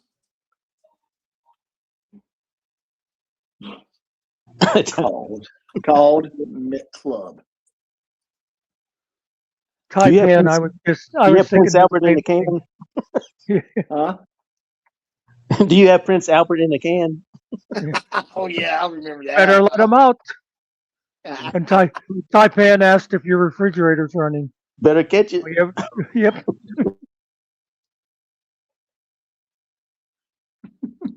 Dude, me and a couple of buddies of mine growing up, we would call somebody like 1 o'clock in the morning and act like we was a radio show. Hello, W107.5 DBC. And you are the 18th draw name that we got. You won a $200 gift certificate from, Walmart. Oh, really? Really? Yeah. I guess we'd be WCUZ, the Coos, coming at you live. The Coos. Yeah, or like a Howard Stern movie, WNBC. Oh gosh. We can have fun with that. I can say that. If you really want to have some fun. No. And you I hate work fun. with AI. I was going to say, Muck never has fun, man. Muck never has fun. He's a commotion. And you've worked with an AI like ChatGPT. Ask it to write a description about yourself, but make it into a warning, and see what it generates. I'm going to tell you, I did that recently, and it was funny, and it was spot on too. But it was based upon how I use ChatGPT in creating videos, music, that kind of thing. And basically, it incorporated my wait staff within that discussion. So it's funny. Well, how much does your staff weigh? Well, nothing, because they're virtual. My staff Even Muck got that one. Come on, man. I've asked ChatGPT before to do that deal of do a picture of me, what I forget how like however you see, and it always shows me as like a black guy fly fishing or something. It's like what? It's like ChatGPT. Are you paying no attention whatsoever? So ChatGPT makes you into what's his name, Mr. Thompson, a resident African American.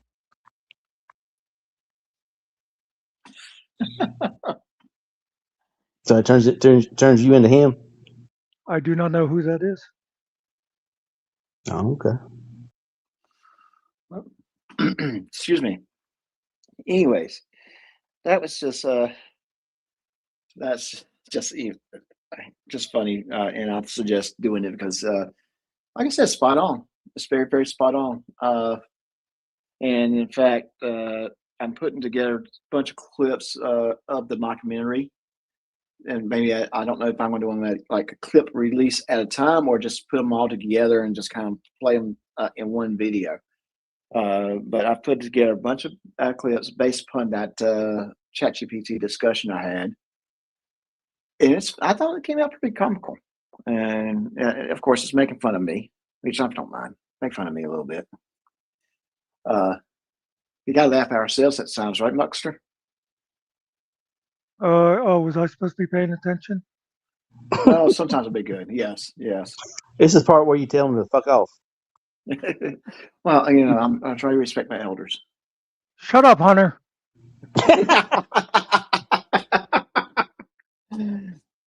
And I will say this: Muckster was on the Noah's Ark. Good thing there's only one of them.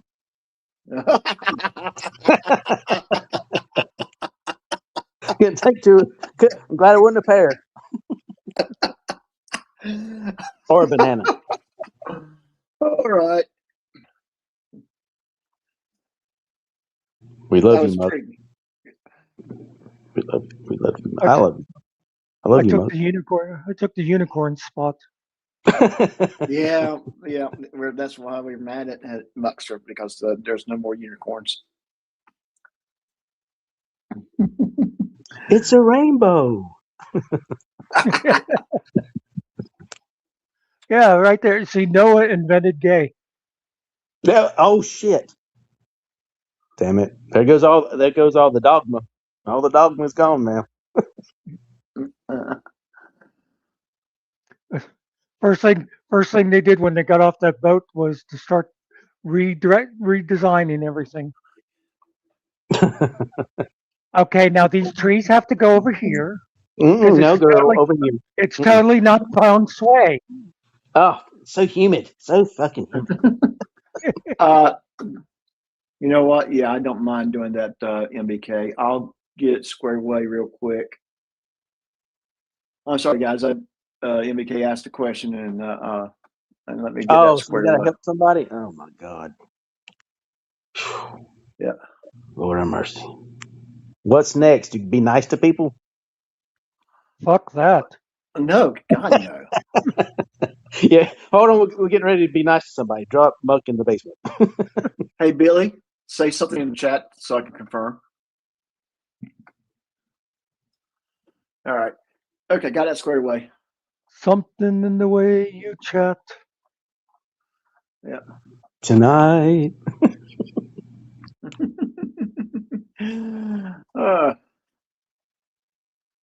Okay, great. Thank you. All right. So The Billy is now a new mod. Muckster in red. Billy's the new mod. So next person that gets timed out, please shit, let I'm Billy fucked. do it. I'm fucked. Nice knowing y'all.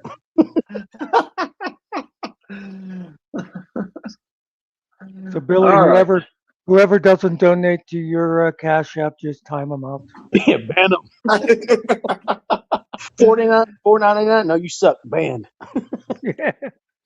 God damn it, we needed 2 bowling balls, not just one. You're out of here. Yeah, that's $20.99 at least. Come on, out of here. And speaking of which, really, looks like they do have 2 bowling balls. By the way, One did you go ahead? I'll let you finish just for a change. All right, sorry, I do get excited. No. You started first. What were you saying about the bowling balls? So it looks like someone did buy one of the bowling balls that's on Amazon Prime. So there's only 1 bowling ball left to get. So that means Billy's daughter has 2 bowling balls. That was what they said they can get by with. 3 would be ideal. Yeah. And that's what am I the only one that did not know that bowling balls wore out? Needed to be replaced? Yeah, they wore out. I thought bowling balls lasted forever. I did not know neither. I did not know. Billy said they get like 60 games out of a ball. Yeah. Or they get like off balance or something? I guess so. I guess yeah. Billy, Fucking wore down and stuff. Yeah. Billy, I did send you the link to the StreamYard if you want to jump in and kind of explain that, because that's interesting. When he told me that, I mean, I said, okay, I can see how maybe just over time how the ball is thrown or whatever, how it could eventually wear down in some form or fashion. But it'd be nice to really understand that aspect of it. So yeah, a person who plays like his daughter does, she might have to go through balls once every other year. And I guess it makes sense because, it's not like a baseball or something where you're always using a different side. And obviously, baseballs don't last forever. But I mean, a bowling ball, because of the finger holes in that, you are always kind of rolling it on the same side. Right. So we tend to kind of go out of. But yeah, it's like at first when he said, I was getting 2 bowling balls, and it's like, okay. And then after that, I said, Billy, what happened to her balls from before? And he said, she's a girl. First of all, she never had balls. But also, Thanks for noticing. That's when he was saying about that they need to be replaced every once in a while. It just freaked, because my expert bowling, I went to the bowling alley, rented shoes, and took a ball out of the slot, and Same. there you go. Yeah, Yeah, exactly. Billy actually answered it in his comment. If you want to highlight it. The last comment there. Yeah. All right. The old ones didn't wear out. New ones oil up and they stop hooking. Okay. Oh Okay, God, that makes sense. if that wasn't his daughter, I got such a joke for that. Yeah. Let's not say the joke. Let's not say it. Okay, Easy, Russell. I know where you're Easy, going. Russell. Yeah. That's all we need to say that joke, and that. Oh my God, we probably wouldn't hear the end of it. But if you donate $500, she can get into the Big Earn McCracken tournament. So. But you could highlight. There you go. That's what I was going to say. Highlight booby inspector. Yeah. Oh my gosh. But yeah. So I'm happy to hear that she's got her. God, this is going to sound wrong. No, we're not talking about Lana. I'm happy to hear that she's got 2 balls. Now, okay. Let me. And this is. Let's stop this actually. This is a serious question. Now that Jordan mentioned that she uses a 15-pounder, is her dominant arm like way stronger than her other arm from constantly bowling? You know what I mean? Yeah. That's a good question. That's a good question. Yeah. And I even gave a Kingpin throwback in a movie, and y'all didn't catch it. No, I didn't get that one. Yeah, Big Earn McCracken, Bill Murray. So after years of throwing a 15-pound bowling ball, next she's going to go into arm wrestling. Yeah. Oh yeah, that's a good point. As long as you don't start driving a truck and then driving around doing arm wrestling, turning her hat backwards when she gets serious. Yeah. Over the top. Over the top. That's what. Yeah. Sylvester Stallone. Over the top. I'm glad. Yeah. What about the Kingpin reference? Damn it, that's one of the greatest movies ever. Bill Murray actually threw 3 strikes in a row for that one scene, and the audience absolutely lost their minds. Really? You mean Earn McCracken? Yes, I mean Uri McCracken. He actually threw Big Earn. I bet his daughter can throw a mean right hook now. Yeah, don't fuck with her. She's got a hell of a backing end. And I always like chicks like that, by the way. I like when they can take care of themselves. So Jordan Mack does answer that question for you. Okay.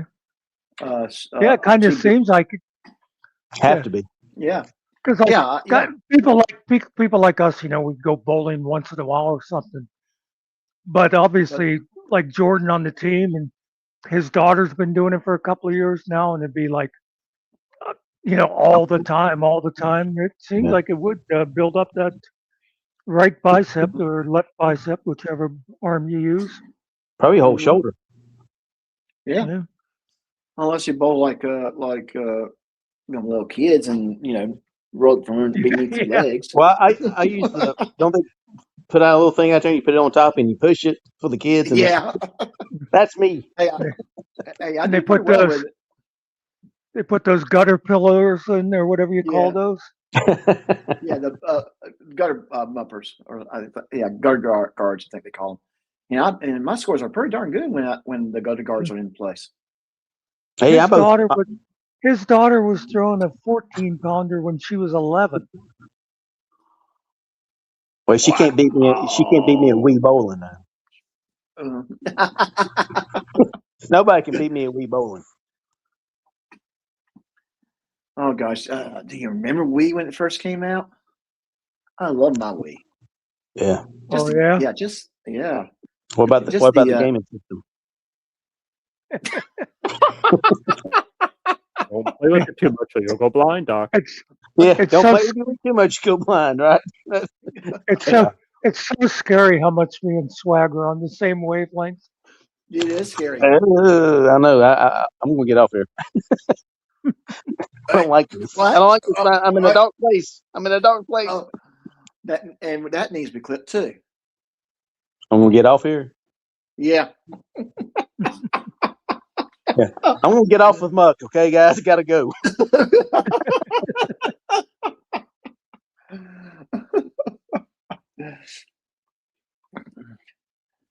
Well, go to bed. Go to bed this evening, or walk back there. And he's like, "What's wrong, Jay? You look very upset." I'm like, me and Muck was on the same wavelength, honey. I don't like it.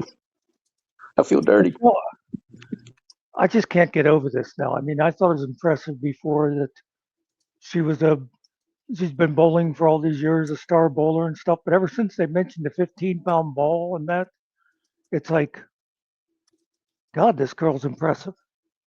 How much do they regular weigh? I don't like if you go bowling at a regular bowling alley. How much do I can't believe I'm saying this. How much do the balls weigh? Well, I think isn't 15 like what pro men use, or is it? Yeah, that's what I'm saying. I don't know. Last time I've been to bowling alley, and granted this is many years ago.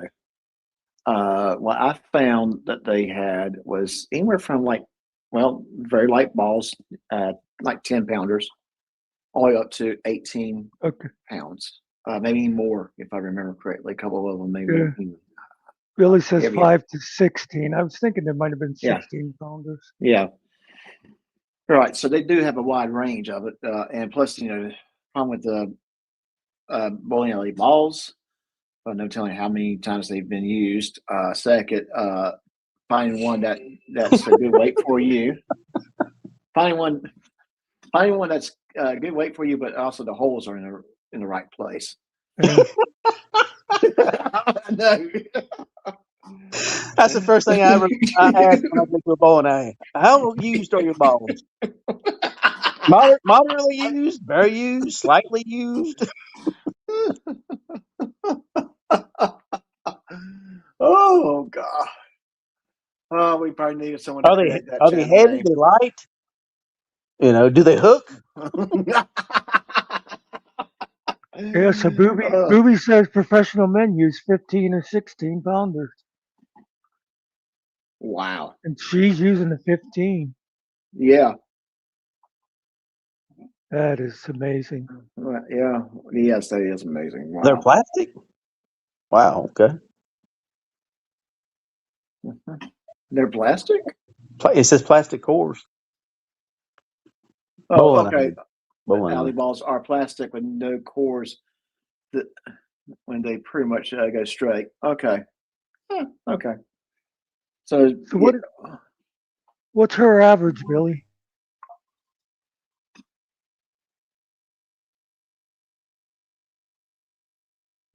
$220, whatever it takes. You got to get that one, Muck. Come on, Mr. Mom. It sounded. Oh, okay. It sounded familiar, and I couldn't quite. Yeah. What are you wiring your new add-on to your house? 200, 220, whatever it takes.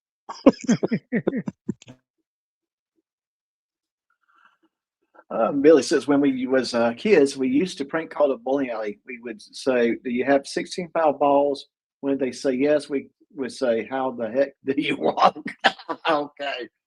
Okay, and her average is 189. Okay. What my favorite? What's y'all's favorite grip when you're bowling? Mine's 2 in the pink, 1 in the stink. So, mine. That's it. Oh, that's the wrong chat. So she's averaging 189 right now. Yeah. Yep. I would love to see a 300 game from her. I would. And yep. I knew a guy that got a 299. Can you imagine? Oh, that means he missed like the last pin or The something. very last. Yep. Left one pin Oh. standing in the very last frame. Yep.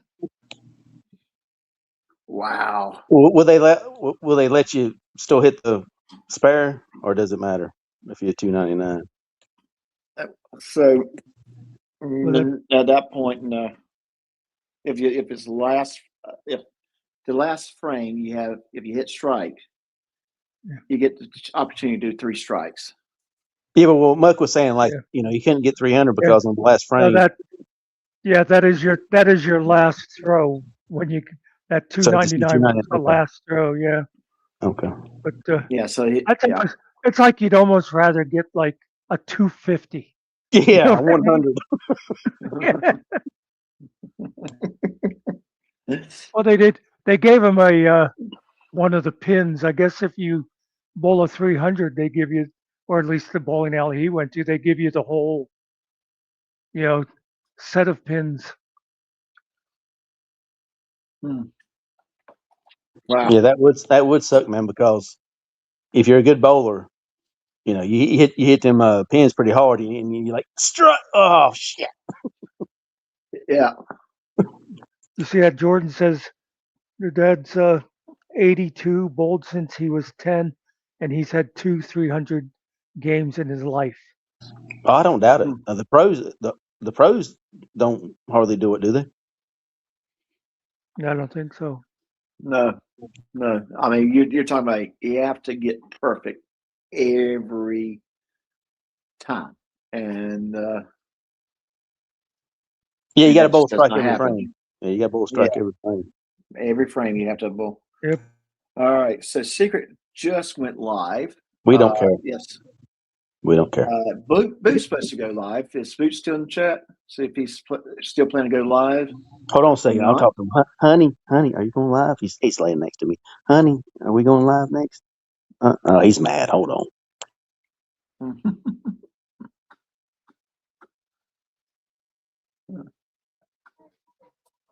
He always rolls over when he's mad. I don't like it. It makes me mad. Oh, are you awake, honey?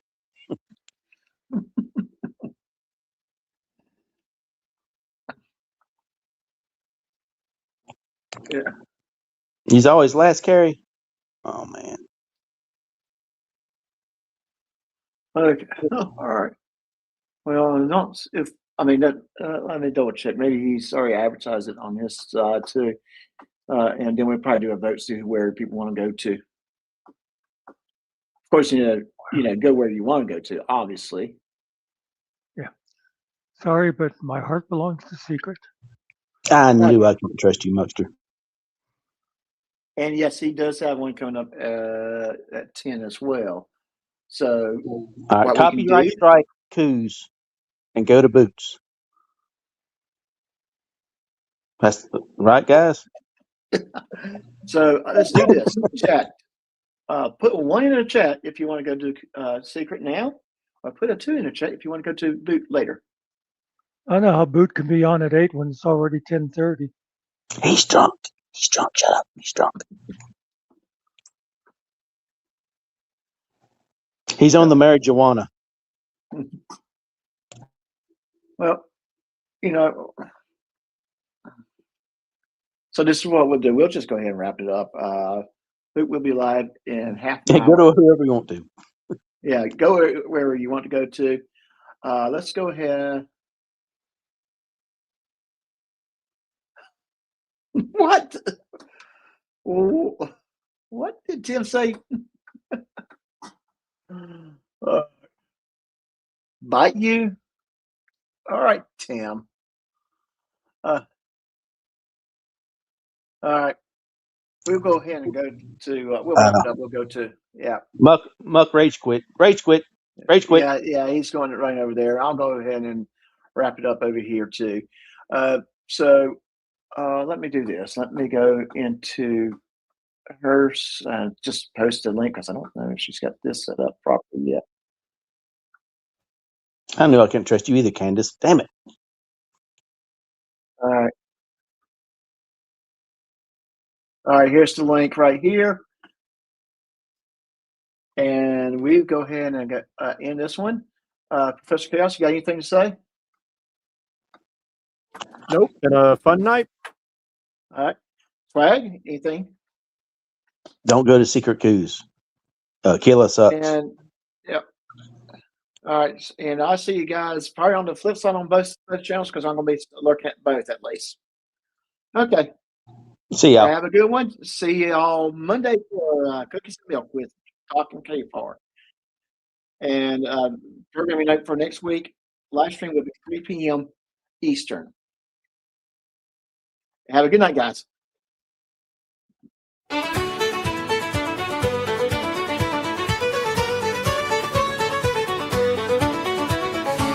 Well, the night's grown quiet, the story's all told.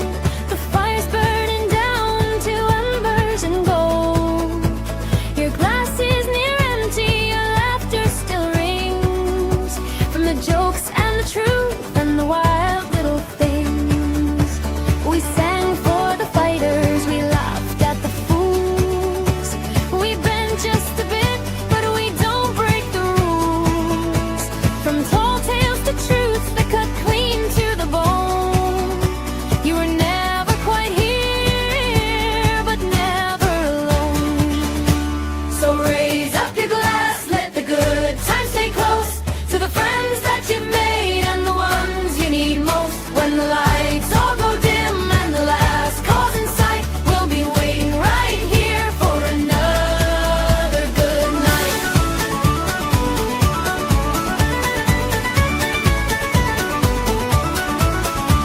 Now Doc's told his stories, the truth's had its say, and the world can go spin just a little its way. From madness to meaning, from chaos to cheer, there's always a seed and a story right here. So wherever you wander, wherever you roam, may you find a good fire and call it your home. And remember these words as you walk out the door.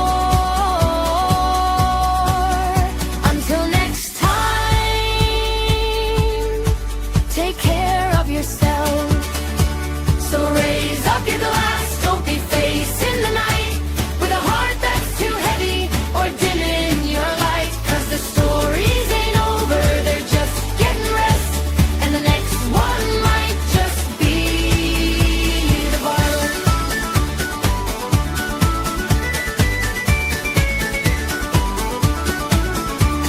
Off with you now! Don't be strangers! We'll keep the fire warm!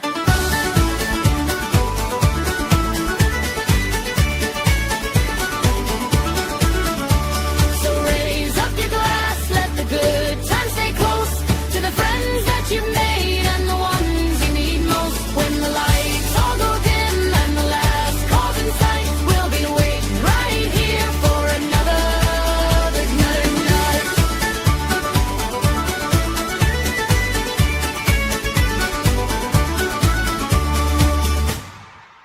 Did anybody get any tips tonight? Nope. Swag left me his phone number. Still wasn't a tip. Tim didn't leave me a tip either. Ladies, we're AI. Nobody tips AI.